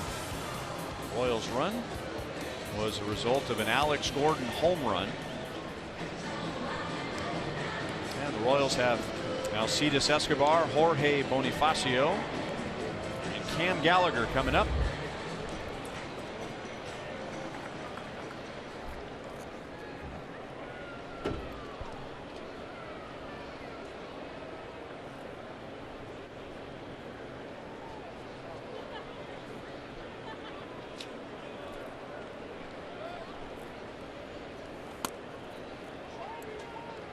One ball, no strikes.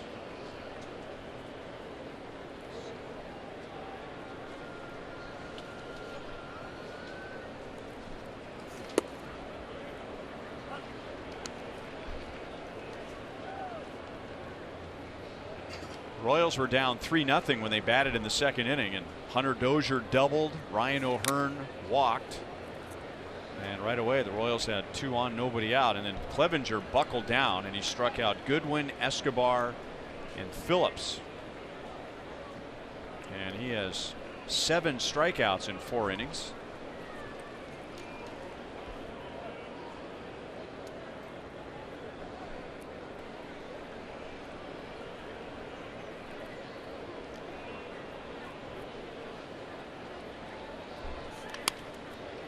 Ground ball, left side, base hit. Husky made a late adjustment on a hanging curveball, and he's on to begin the 5th inning.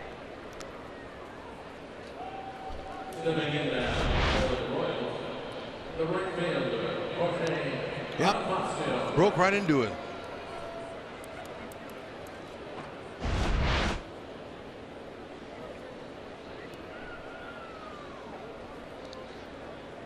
And now Bonifacio for the first time. He took over in the 3rd inning for Brett Phillips. Phillips slammed into the wall in right field. He finished the inning and then came out the next inning. So this is Bonifacio's first at bat.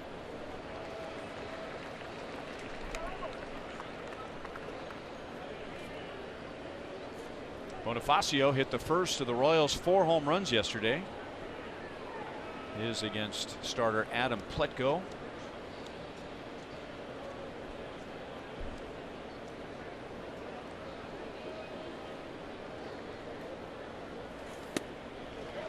No balls, 2 strikes. Over his last 12 games, the numbers look a lot better for Jorge Bonifacio than they did for his first 29 games. Sure do. Looking a lot better, more relaxed, shooting the ball to the right field a little bit more, shortening up his swing some. Homer was nice last night. Got him there. 8 strikeouts. The Royals and Price Chopper are excited to feature the Grand Slam 4-pack. Perfect for your family. This ticket package includes 4 seats in the view reserve section plus 4 Royals caps, all for just $44. Head to your local Price Chopper to purchase this exclusive deal. Good for most Sunday through Thursday home games.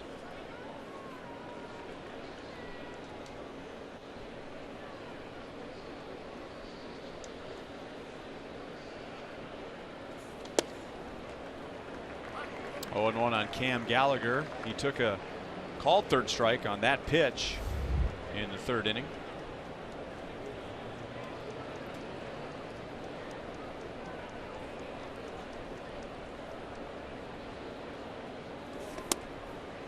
Upstairs at 94.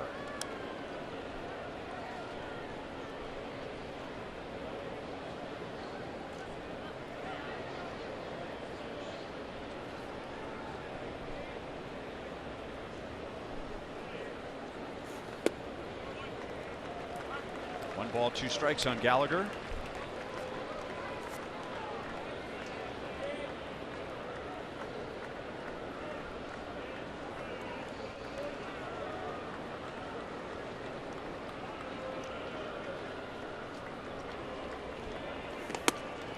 This time Clevenger gets Gallagher with a fastball. He has 9 strikeouts. He's working it. He's really mixing well, but he's finishing with his fastball. He's able to add and subtract too. I'm noticing with the velo. He's going 91 to 96. 97 we've seen once tonight. So when you do that, that's like having an extra pitch right there. So he's just like Carl Willis was saying, he's maturing into a solid pitcher. Outside to Witt. He is lined to left field twice. The first required a sliding play by Brandon Geyer.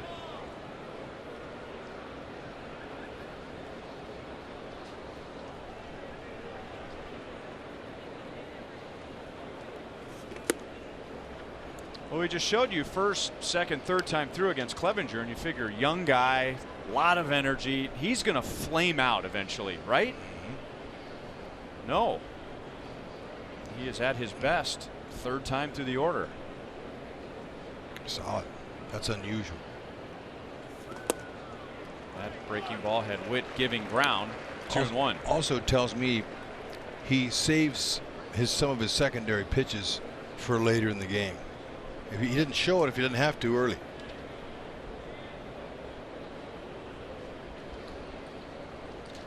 If you can't touch it, why would he throw you anything else? He stays with what he can get you out with. First time through, second time through, and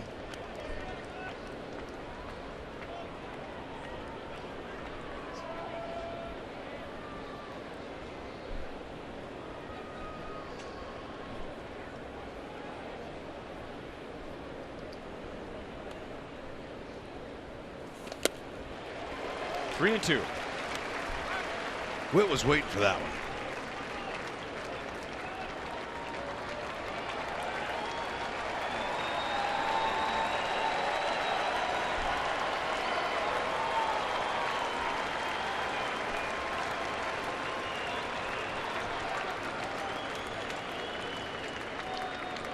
Escobar runs, and that's shot foul.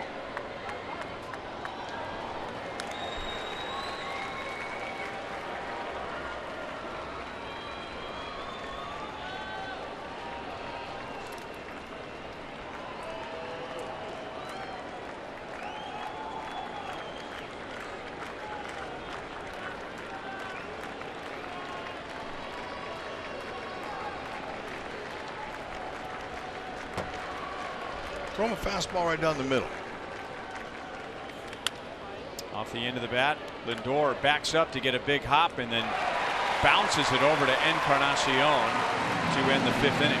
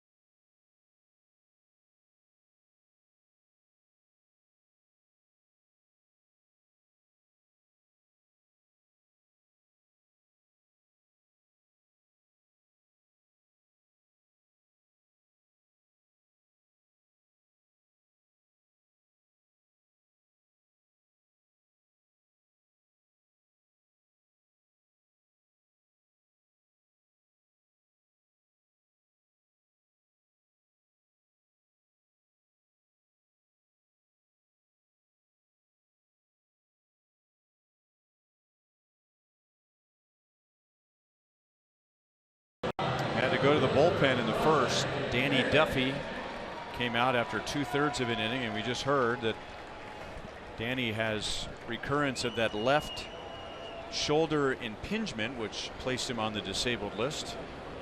And Jorge Bonifacio took over in right field in the bottom of the 3rd after Brett Phillips slammed into the right field wall, and Brett has a left, or rather a right shoulder contusion. So a bad left shoulder and a bad right shoulder tonight.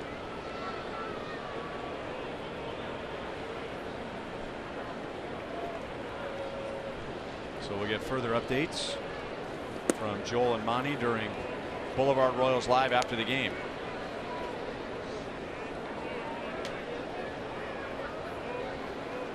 Davis, Lindor, and Diaz. Newberry gave up an unearned run in the bottom of the 4th inning. Close but low. Duffy allowed 3 2/3. Bert Smith allowed 3 2 1/3 innings, and he struck out Rajai Davis twice.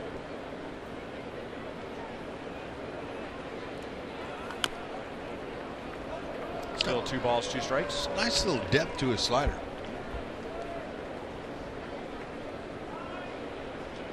Firm little 2-seam fastball. He's got a mouthpiece that he wears. A lot of guys need that because they grind their teeth. Mondesi backhands. Davis can still run, and Mondesi makes a good throw over to Dozier. 1 away. And now Francisco Lindor, who has homered and scored twice. And he leads us into our sprint trivia question. Lindor is one of 2 players from the AL Central with a 40 double, 30 home run, 20 stolen base season since 2000. Name the other player.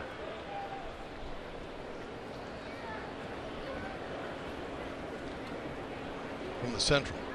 From the Central.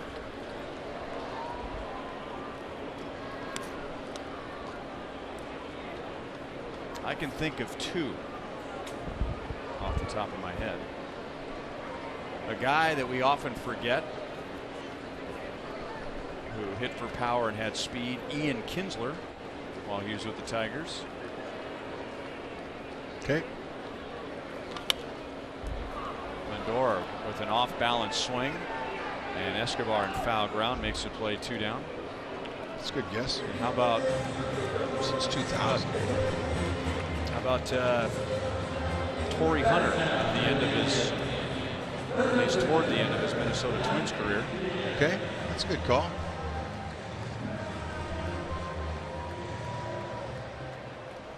It's only been 18 years.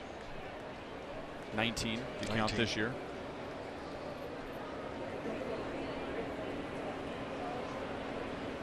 And by the way, with Lindor accomplishing that this year, he becomes the first Indians player ever. Impressive.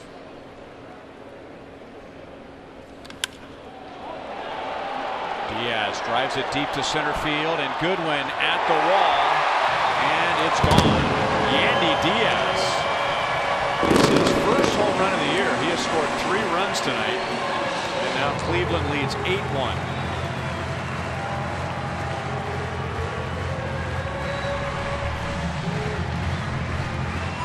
And not just his first home run this year, first home run of his big league career. Wow, how did he hit that? 82. That's a yacker right there. That's a good curveball down to the bottom of the zone. He caught it just right, and they'll be looking for that ball. Oh, and it ends up in the bullpen. They got it. Congratulations. That's too bad. That just cost a fan some autographed balls or an autographed bat. It did. Or a jersey. It's the first one of many more, probably.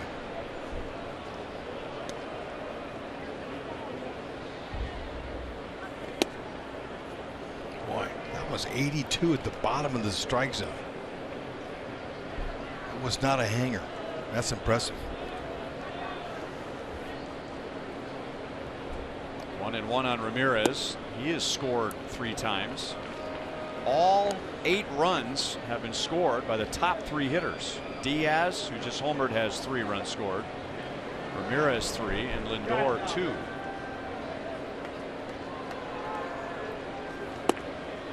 Three balls, 1 strike.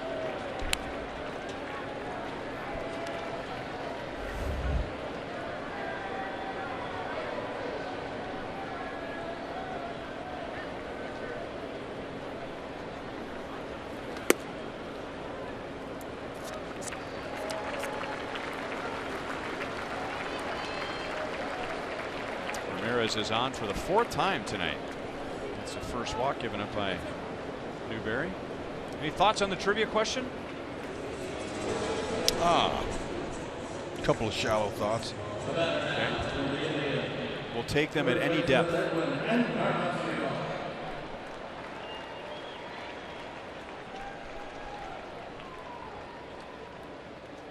Francisco Lindor and whom? Kinsler's a good guess. Thank you. I don't know if Torrey Hunter had the steals. It's a lot of bags. Kinsler had them. Well, it's 20. It's not that many stolen bases. Oh, I thought it was 30. 30 okay. home runs, 40 doubles, 20 stolen bases. Okay. That's more like it.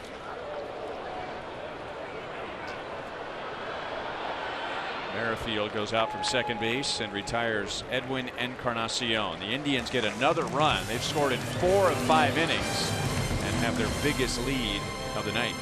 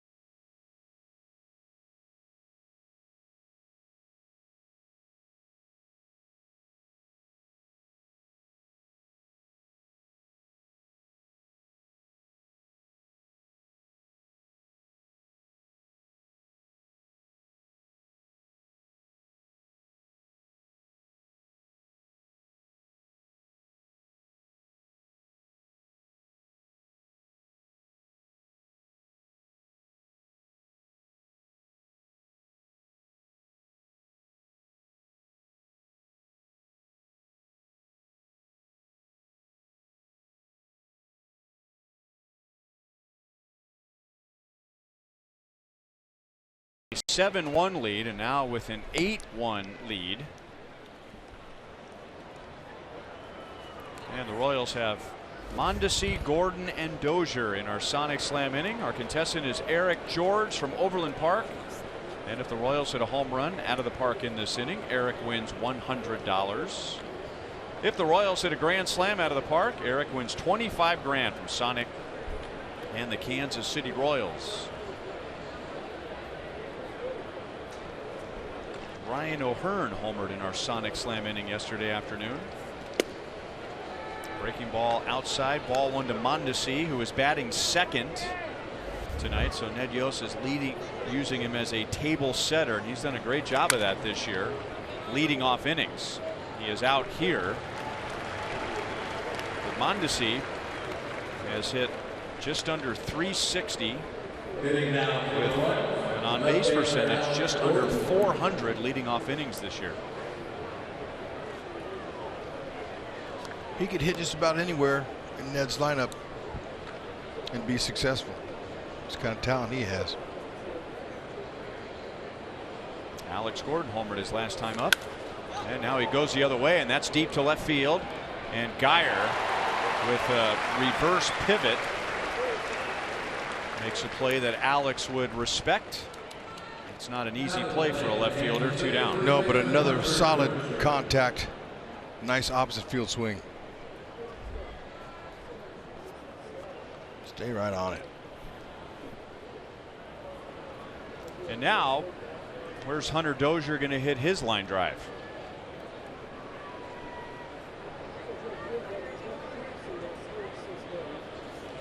He has doubled to right center field, and he is lined to short, which was one of the hardest hit balls tonight.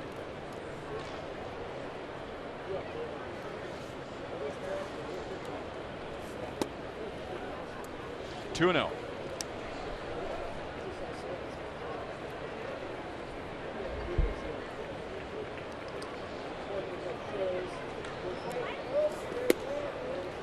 There's some respect. An 8-1 game and a 2-0 breaking ball. You got that right. He's going to notice they're going to pitch him a little bit differently. More off speed. They're going to spin more of him. He'll have to be a little bit more selective, lay off of him.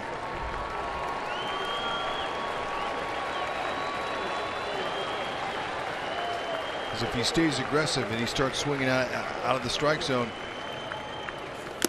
we'll get him. Clevenger has struck out 10.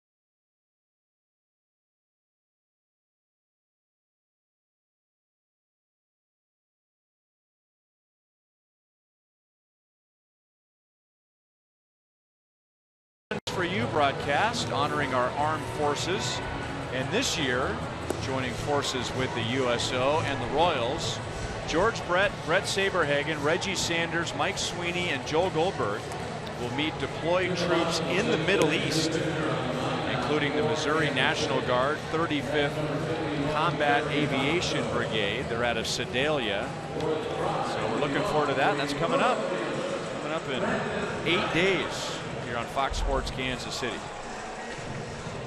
Jerry Vasto will make his Royals debut. He appeared in one game for the Rockies in June against Arizona. He pitched 38 games at AAA, and a 3.08 ERA is pretty good for the Pacific Coast League. That is not a pitcher-friendly league at all. Nope, but this guy's a battler. He's got a good fastball. 89 to 93, 2-seam sinking fastball, and a good hard slider. Two pitch mix, and he's pitched a lot in the back of the pen late in innings. So he's a late inning reliever. Only had one outing in Omaha. Well, that's a pretty good start. Yeah. Geyer is down on 3 pitches. Wasting no time at all, coming right in there. Good hard sinker. There's a slider. Off the plate. Good spot. So they wanted to bring him up so they could see what he's got. They want to evaluate him. Remember, we were talking about Jake Newberry and good scouting to find him in the 37th round. Well, the same applies to the Rockies and discovering Jerry Vasto. He is from Atlantic Highlands, New Jersey, population 4,000, and was offered a scholarship to one school out of high school. Come and get it. And it's Dozier making the play. And that one school was Felician Community College in New Jersey, a Division II school. But a scout from the Rockies had an eye on him and took him in the 24th round. And he's a big leaguer. That's right. His manager for the Rockies, former Royal Bud Black, said he has a legit big league slider when thrown properly.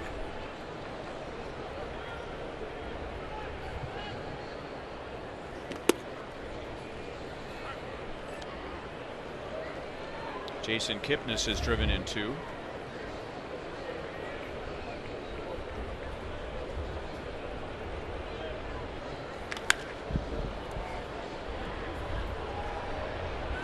And Alex Gordon runs out of room. No balls, 2 strikes.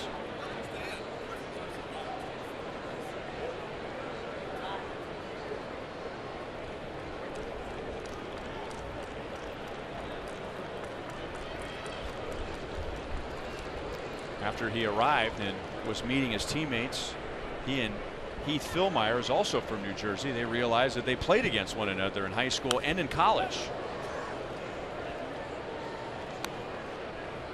How about that? Joint team. You know, find out who some of the guys are. Hey, well, we had to play against each other somewhere down the line. That's good. Where'd you go? Yeah. Oh, you did? I went here. Yeah. Oh, I remember we played each other. Yeah, Philmeyer was happy too. When he, no problem. Alex makes a play in left field. So welcome to the Royals, Jerry Vasto. And you can tip your cap to Alex Gordon. That's routine for him.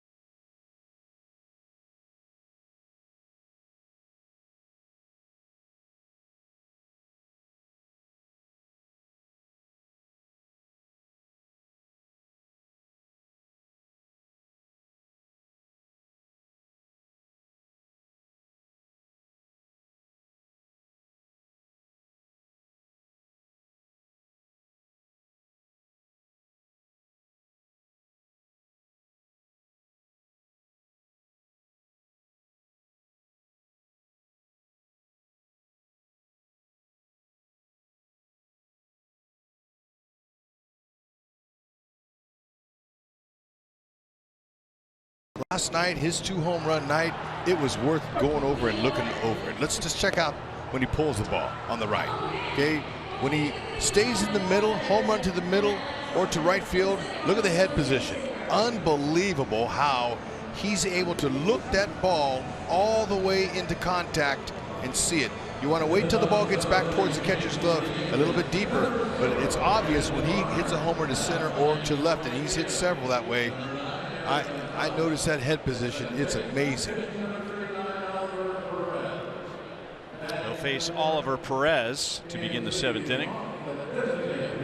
He is one of 3 changes for the Indians. Brandon Barnes was a September call-up. He takes over in right field for Melky Cabrera, and Eric Gonzalez is at second for Jason Kipnis.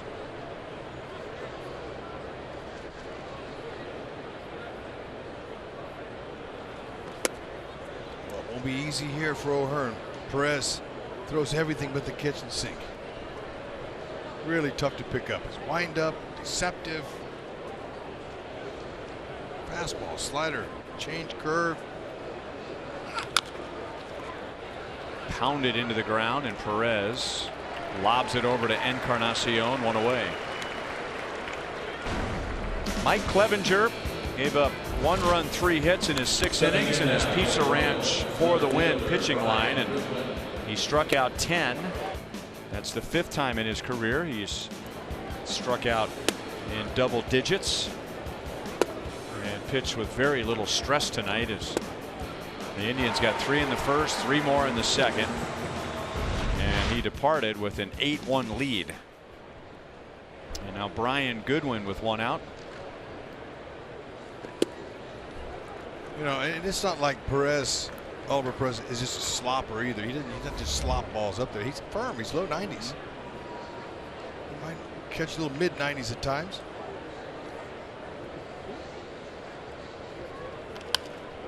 Got a little left-handed Johnny Cueto in him. He's got a little Louis Tiant in him. A touch of that where he turns his back. Cueto, of course, does that as well, but he's going to vary arm angles. So it makes it really tough for consistency picking up that release point from the hitter.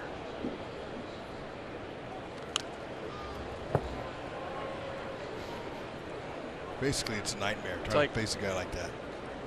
It's like facing your crazy uncle in the backyard of a family reunion in a wiffle ball game. Exactly. And he's going to try to trick you with deception. Wind up. Come on, Uncle Ollie, just throw it in there. This guy's a big leaguer. Oh, he's a big leaguer doing that. And that's what happens when you say, "Come on, Uncle Ollie, just throw it in there." Yeah.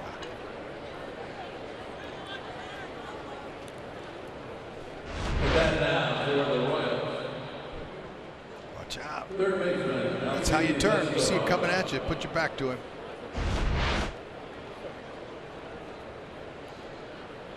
So the Royals are threatening, and Terry Francona is going to go to his bullpen.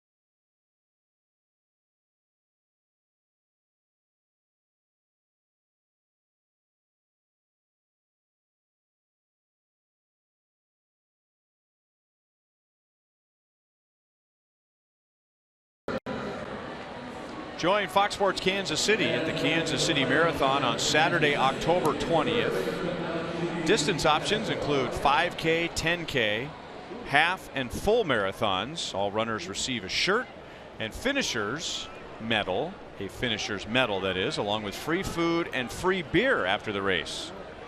So start your training and get registered at kcmarathon.org. And if you're going to start your training now, you better get after it.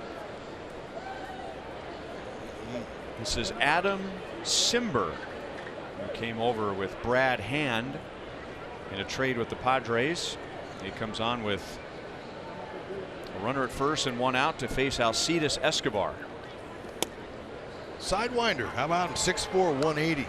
Tall and lean and slender. 28 years young. Nickname is Sim.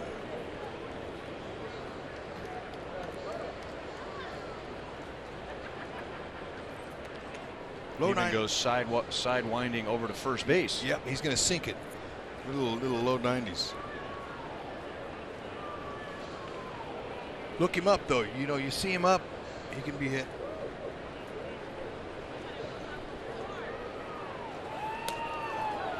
That rolls behind Perez, and Brian Goodwin moves up.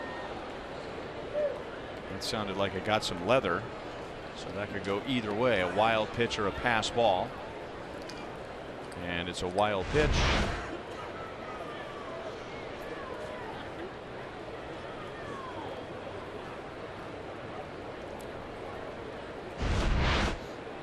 Terry Francona in September with the expanded rosters is like a kid in a candy store.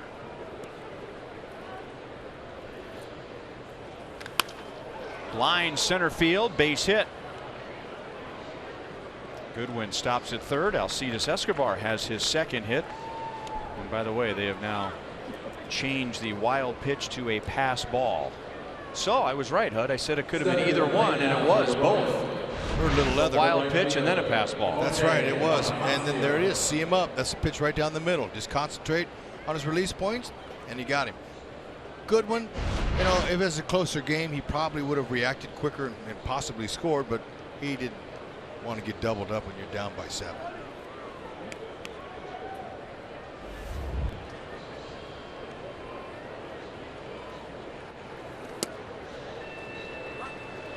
A lot of questions have gone Terry Francona's way with a 14-game lead. How do you keep your team sharp in September and at the same time take advantage of having a 14-game lead?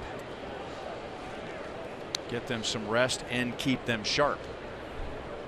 Well, he's got new bodies now, and they have a little different energy issue this year at this particular time. Last year, they had their winning streak that fed the energy, fed the beast. They were all pumped up. What did it end up? 22? 22. Yep. Royals ended it. So, you know, when you're a part of something like that, American League record, you know, that drives you when you come to the ballpark. But this year they don't have that going on. But they'll be fine. Ed Yost was asked those questions in 2015. Remember, the Royals won the division by 12 games. And the Royals did not play that well in September. I remember. Yep, remember in their last 2 series at Chicago and then at Minnesota, they played well, but for the most part, September was not a good month for the Royals. Out at second, and the throw goes into the net above the Royals dugout. Goodwin scores. It is 8-2. And Bonifacio will be awarded second base on the throwing error by Gonzalez.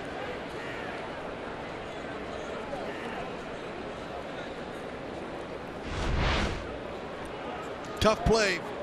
Ramirez ranging all that way, and then Gonzalez, he just airmailed it.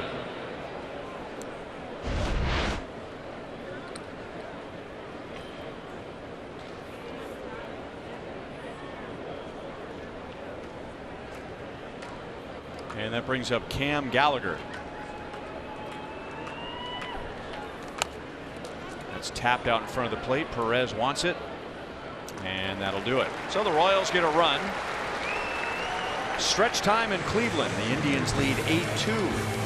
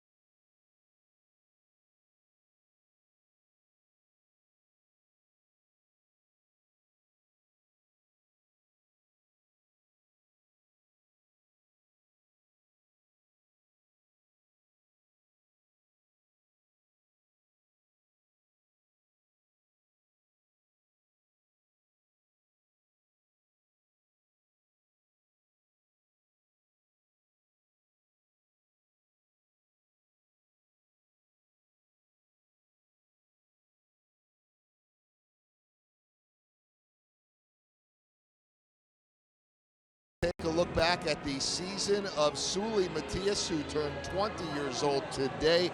31 home runs, a Lexington single-season record. We have heard about him all year long, played in the Futures game. His season is over. He had a freak accident, sliced his thumb on some luggage, so they shut him down. However, the Lexington Legends are still playing, and we'll keep an eye on this, guys. Tomorrow, they begin a best-of-3 playoff series tomorrow. Game 1 starter Jackson Coar, Game 2 starter Daniel Lynch. So 2 of the Royals' top draft picks from this year. Nice. A little minor league playoff experience. Sure. Sorry about the little injury that happened to him, but what a season, huh? Brandon Maurer will get the bottom of the 7th inning.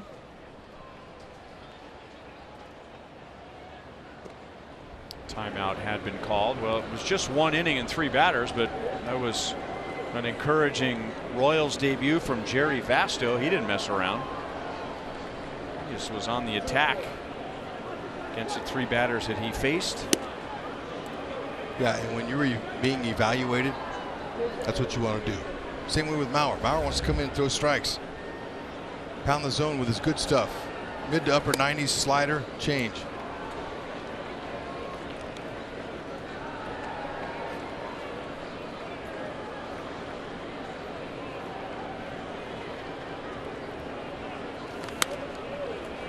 Popped up. Dozier goes into foul ground, 1 away. Refreshing saves from Price Chopper and Aquafina. Sign up at mypricechopper.com/saves to save on Aquafina when the Royals get a save. All right, Hud, let's answer our trivia question. Okay. Francisco Lindor's on deck. Rajai Davis is coming up with 1 out. He is 0 for 3 tonight.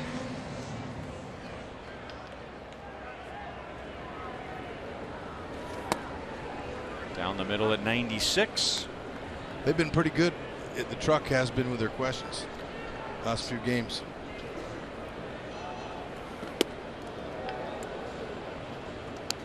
One ball, 1 strike. All right, since 2000, and now we've discovered that just basically in the history of the American League Central Division, Francisco Lindor and 1 other player has had a 40 double, 30 home run, and 20 stolen base season. Stopped in the middle of his motion. So we have Ian Kinsler Torrey Hunter. You mentioned Brian Dozier. Ooh. He just missed him with a pitch before, and that breaking ball got him, and Davis is on with 1 out.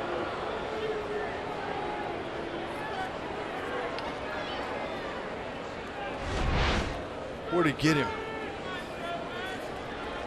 It's a breaking ball. Hit it right in the wallet.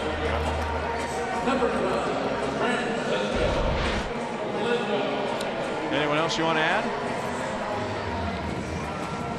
Kind of having some problems with finding a name for the Central now. Wasn't since 2000. Well, since 2000, but really, it's in the history of the American League Central. There's only been 2 guys. But the hint is it's since 2000. Okay. Go ahead and throw you some of your names out there. All right. What you got? Ian Kinsler, strike 1.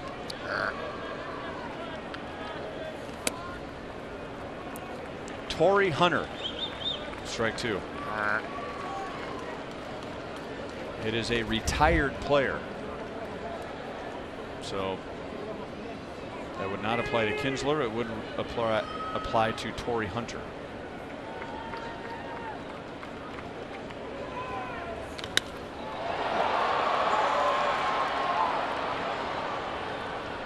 Goodwin makes a play in center field, 2 down.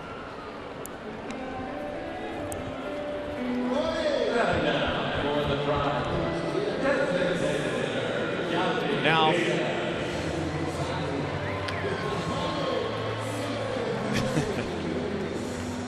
another hint was he has not played for either one of the teams on this road trip. Has he played for one of the teams on the field right now? Negative. Because Johnny Damon had a big season his last year with the Royals. Okay. 20 home runs might have been a stretch, but and that would have been 2000. So it's not an Indian. It is not a Royal. It is not a Twin. So the White Sox and the Tigers.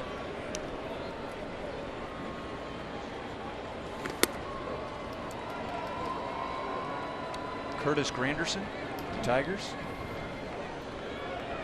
Let's go with it. Oh, it's a retired player. That's right.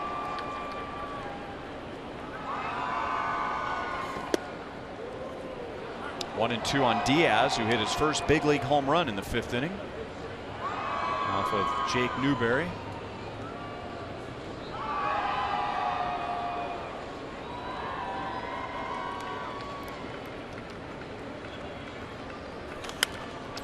Maglio Ordonez didn't steal that many bases, did he? He had a couple Maybe of good with the years. White Sox. I don't know if he was running like that with the Tigers.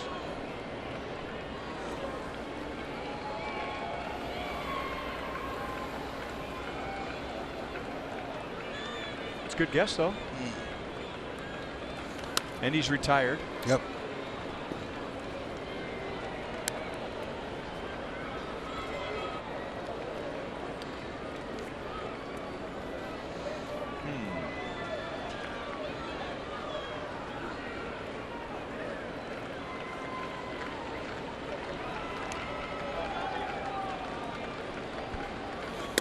Two and 2 on Diaz.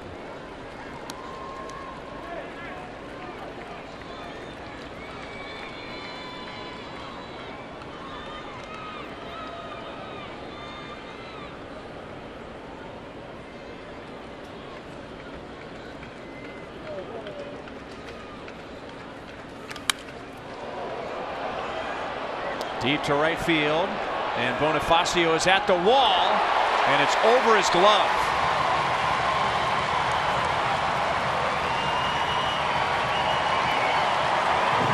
So after his first big league home run, Yandy Diaz has a triple, and now he's a double shy of hitting for the cycle. He drives in Rajai Davis, and he just missed another home run. Yeah, it looked like Bonifacio. He kind of drifted. He wasn't sure how far it was going to be. He never found the wall. You got to look. He's got to look where he is. He knew the wall was catching up on him. He was on the warning track. He had it. He got a glove on it.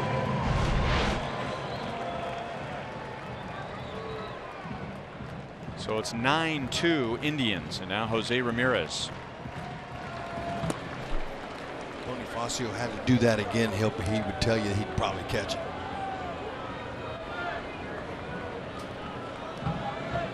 Well, every warning track is a little different. So maybe he thought he was right up against the wall. Well, the ball gets away from Gallagher, but Diaz will stay at third. Come on, Hood. Yeah, I'm you to having a rally hard time. here. I know, I'm having a hard time tonight. Was there?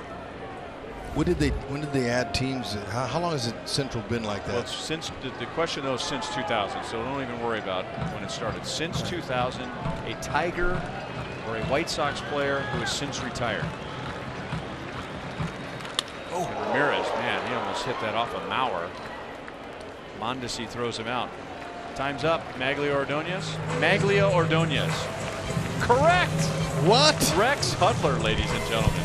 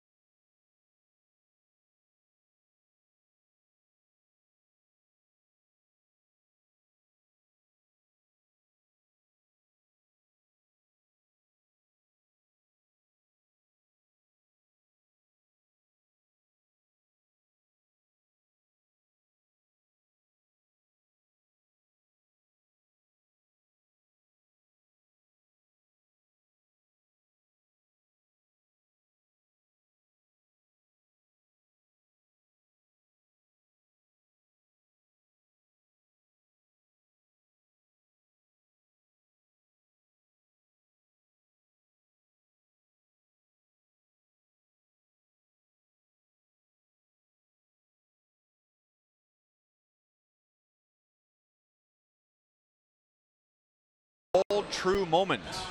How about it? This is a night that Diaz will never forget. First career home run. And he's been here a couple of seasons. He had a little cup of coffee last year. That was a curveball, 82 at the bottom of the zone. And then just now, he hits a triple. Yeah. He's able to leg it out, having some kind of night. He's so excited. His hair too. It's just man. standing on Heck end. yeah. Talk about being electric. That's right. Adam Rosales. And I think Hud is the president of the Adam Rosales fan club. Oh, man, I'm so happy to see him back in the big leagues. Plays with energy, has a lot of fun. Started the season with the Phillies. They released him. Ooh. Whitley almost got that infield hit there.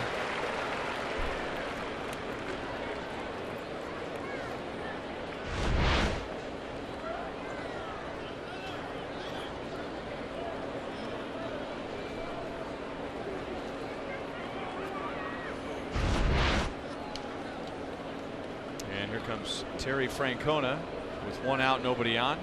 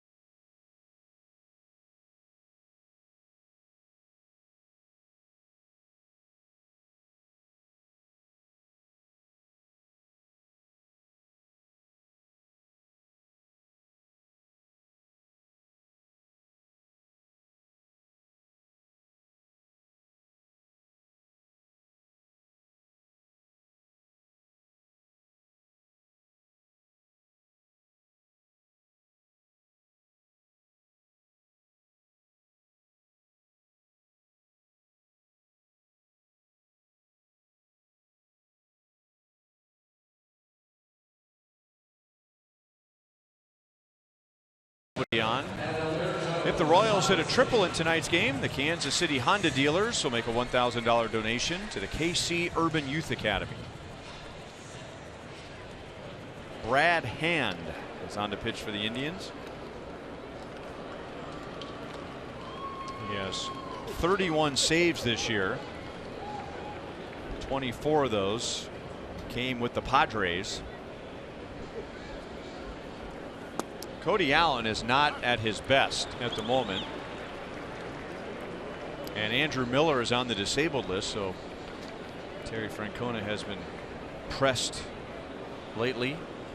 Will he go into the postseason with Cody Allen as his closer if Allen doesn't pick it up? Or will he go to Brad Hand, who has closing experience? And of course, it's too early to answer those questions. Yeah, It's not too early to talk about it if you're a fan, but if you're a manager, it's too early to start thinking about that. Yeah, he's got a nice fastball slider. No low 90s. You can see it. He throws a couple different speeds to the slider. And ouch. Ooh. That hurt. Off the top of the left foot.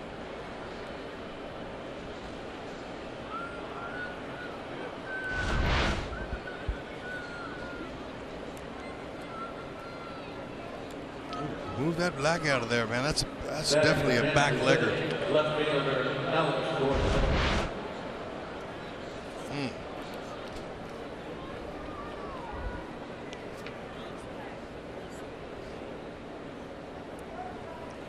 He's the kind of left-hander that could probably pitch another 5, 6, 7 years. And he's smart. He's strong, durable, 6'3", about 230, big guy. Has a pretty good idea. Very confident. It's not going to blow you away, but he's going to finesse you a little bit.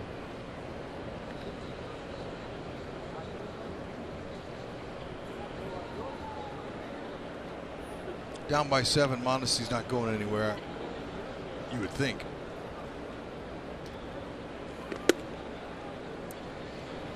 1-1 on Alex, who is homered tonight.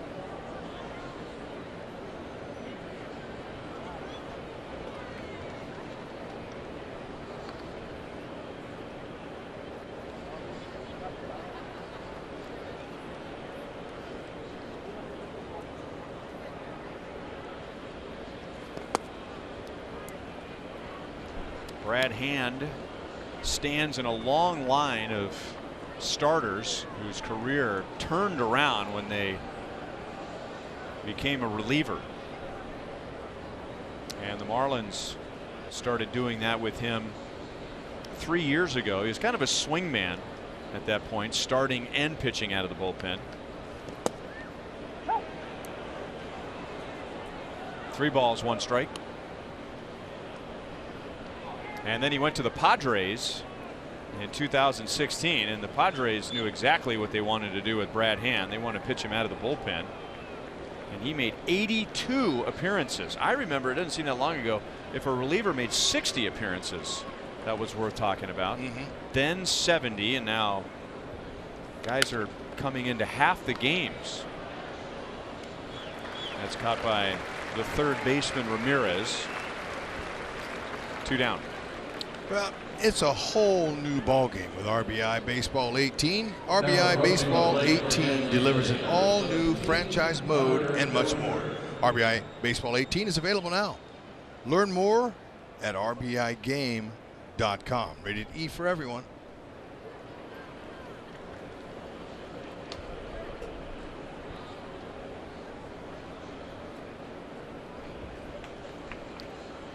Hunter Dozier with 2 outs and a runner at first. He swung the bat well again tonight. He is a double to the opposite field. He has a line out to short, and he is struck out. And his strikeout in the 6th was Mike Clevenger's 10th. Clevenger went 6, and now Terry Francona has used Perez, Simber, and Hand out of his bullpen. That backdoor slider stayed outside. 1 ball, 1 strike.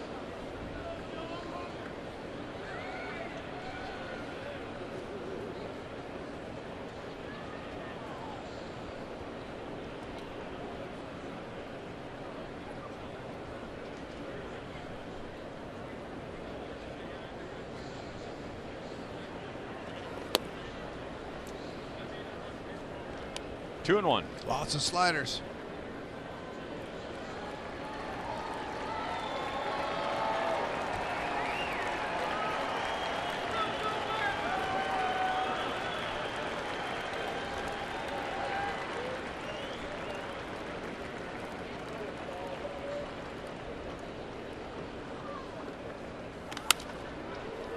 Line foul, 2 balls, 2 strikes.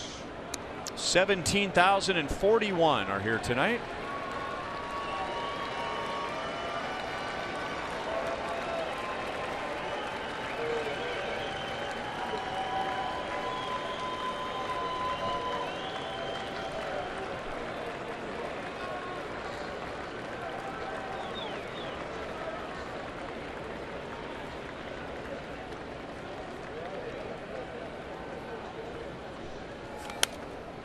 Still 2-2. It was so hot here today, they canceled schools, a lot of schools.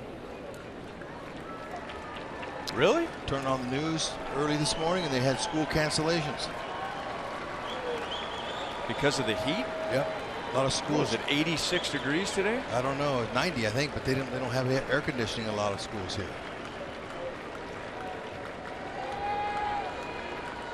I'm not used to this kind of heat in September.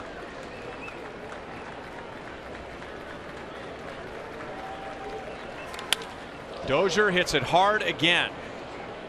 That'll go all the way to the wall in left center field. Mondesi comes around third, and Hunter Dozier has his second double of the night. Oh, and another laser liner. Man, oh man, he picked up that breaking ball, and he's gone gap to gap now. Went right center first time, left center this time. You can't contain him. Man, that swing is coming down. He's staying nice and level. Putting some good swings on that baseball.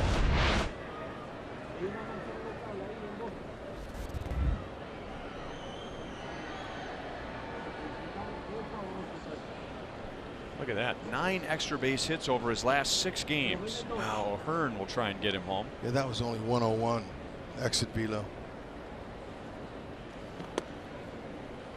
No air conditioning, huh?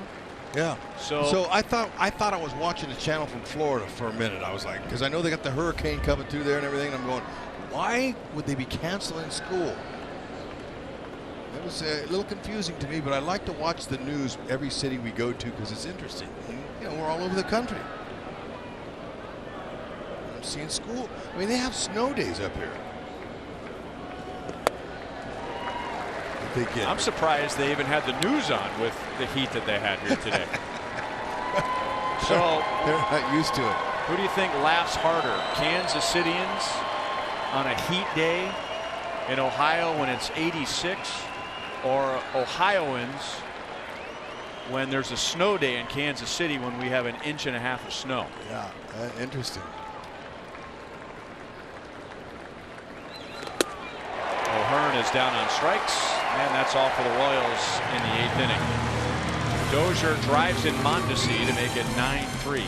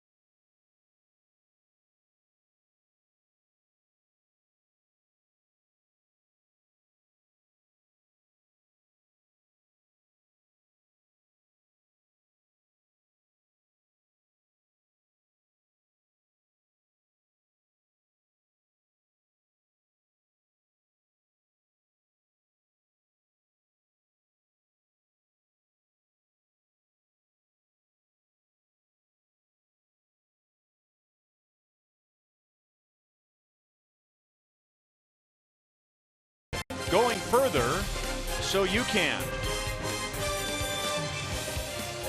Once Jacobs Field, now Progressive Field in downtown Cleveland. 9-3 to the bottom of the 8th inning.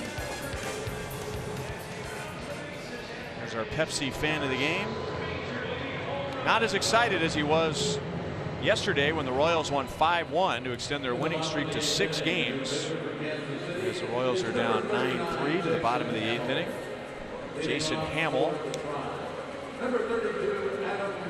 He'll pitch to Adam Rosales, Brandon Geyer, and Brandon Barnes. Jason is coming off a blown save over the weekend against the Baltimore Orioles. That was on Saturday. However, it set the stage for an exciting walk-off home run by Whit Merrifield. That's right. There's always a positive you can find out of that, especially when you win.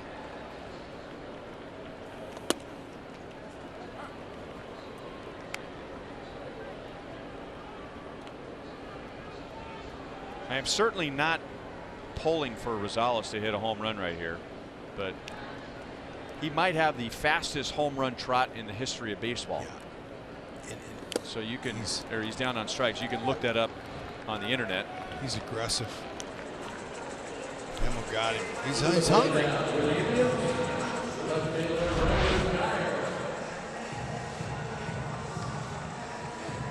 Phillies released him in the spring, and then he got picked up by the Cleveland Indians, and he played all year in Columbus. He played in different spots. AAA.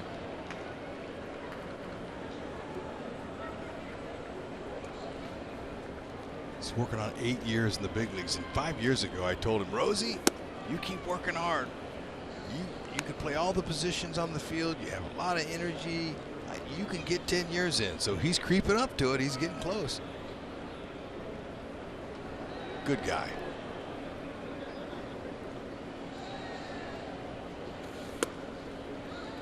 One and one on Brandon Geyer. Ed Yost got 2/3 of an inning from Danny Duffy, and Danny had to come out with recurring issues with his left shoulder impingement, which put him on the disabled list. Brett Phillips had to come out of the game after a couple of innings after slamming into the wall in right field. He has a right shoulder contusion. Bert Smith went 2 1/3. Jake Newberry went 2. Jerry Vasto made his Royals debut and had a 3-up, 3-down inning. Brandon Maurer and now Jason Hamill, and he has back-to-back strikeouts.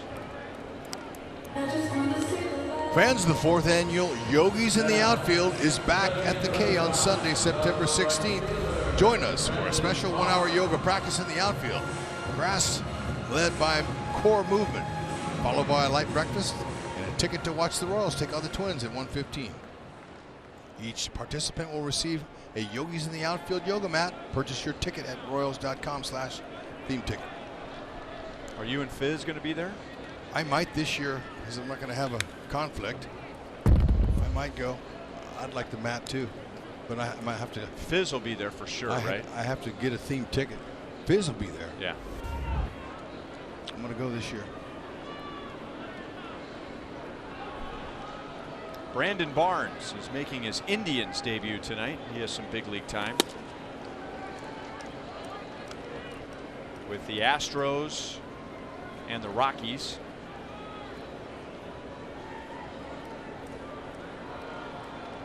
He's an Anaheim kid.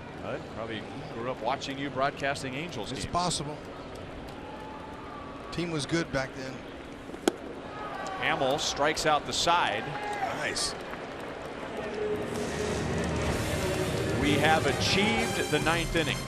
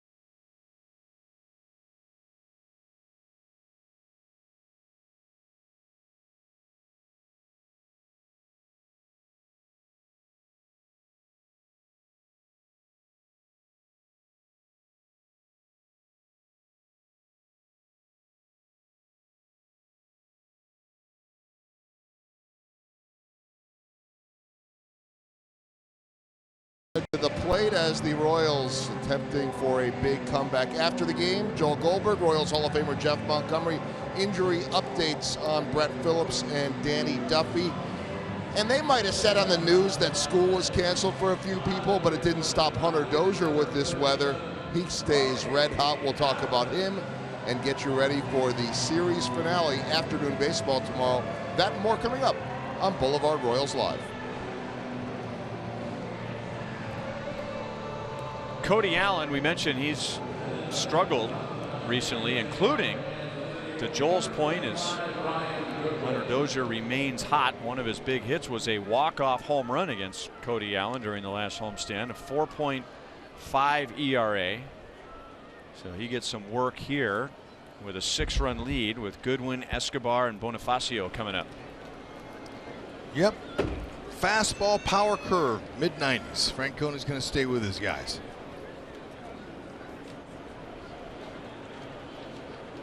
Stay with him.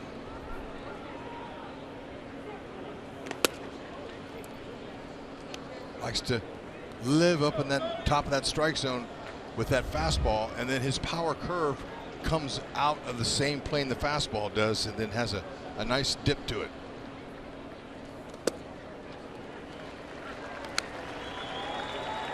One and one on Goodwin, who has scored one of the Royals' 3 runs tonight when he was hit by a pitch and came home on Bonifacio's RBI in the 7th inning. That was not a swing, 2 balls and 1 strike. Been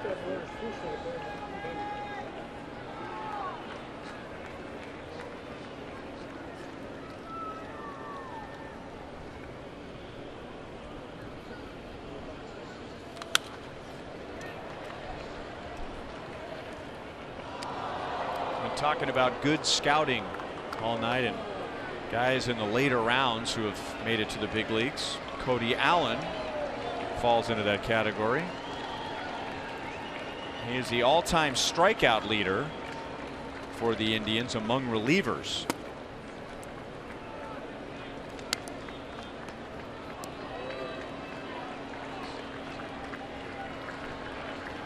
He is also the all-time saves leader for the Cleveland Indians, and he was a 23rd round pick out of High Point College in North Carolina. He's not going to be very happy about that. A leadoff walk in a 6-run game.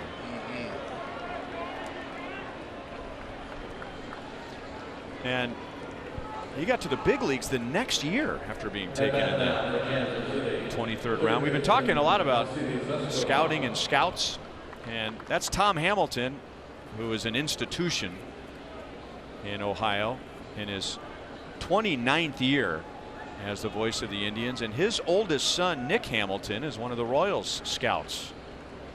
Nick was a college baseball player at Kent State and spent some time in the Indians organization as a player. And you mentioned that some guys end up going to scouting school, and that's what Nick Hamilton did, and he is highly regarded in the Royals organization. He has quite a territory. He has northern Alabama, northern Georgia, and eastern Tennessee. Wow. Amateur. Yep. Yeah, and that's a hotbed for talent. Where the weather's nice and warm. They're playing some good ball there. He's busy.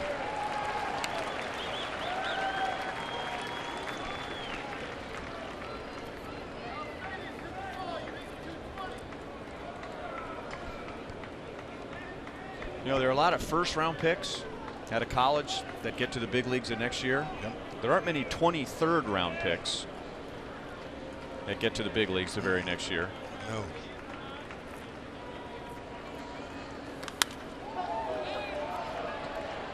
A long run in for Barnes, and he is there. One away in the 9th inning. Tonight's copyrighted telecast is presented by authority of the Kansas City Royals. It may not be reproduced or retransmitted in any form. And the accounts and descriptions of this game may not be disseminated without the express written consent of the Kansas City Royals Baseball Club. Ryan Lefevre with Rex Hudler, along with Joel Goldberg and Jeff Montgomery. Our director is Steve Kurtenbach. Our producer is Kevin Cedergren. Associate producers Al Broughton, Sam Abramson, Dave Holtzman, and Casey Carter, who is putting together Boulevard Royals Live as we speak. And they bring it every single game.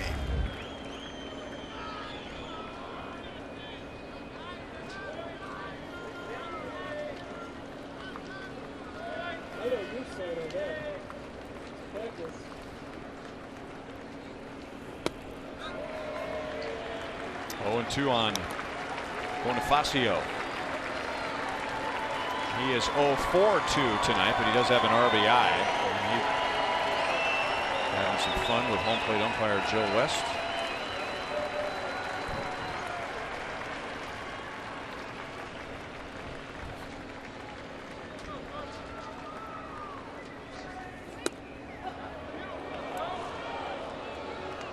One and 2.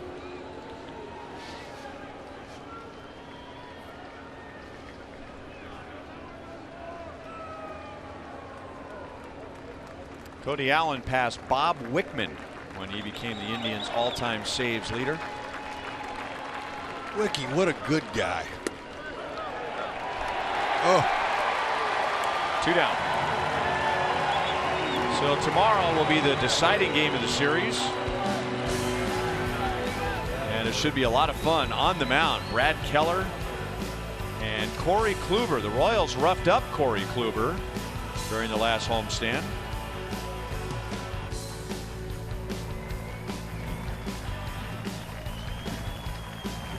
So that'll be tomorrow. Heath Fillmyer outpitched Corey Kluber during the last homestand. Sure did. Up and away to Gallagher.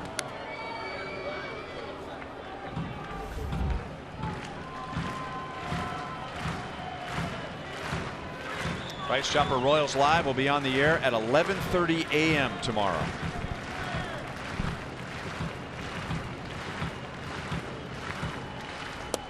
And if you happen to go to a school in KC that doesn't have any air conditioning, I hope you'll stay home and tune in. Well, I don't think they have that luxury there because most of them have AC. It's a different part of the world up here.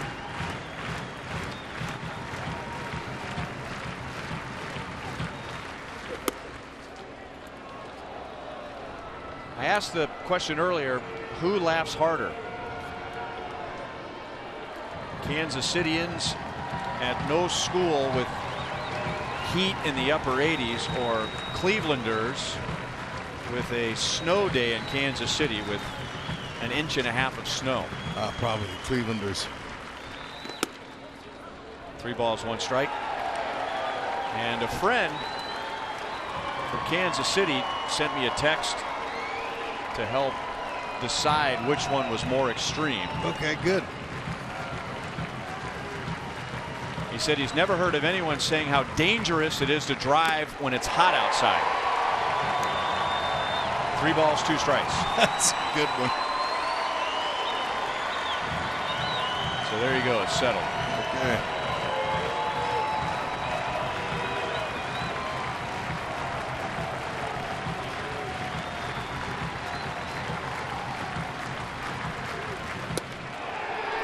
And that settles this game.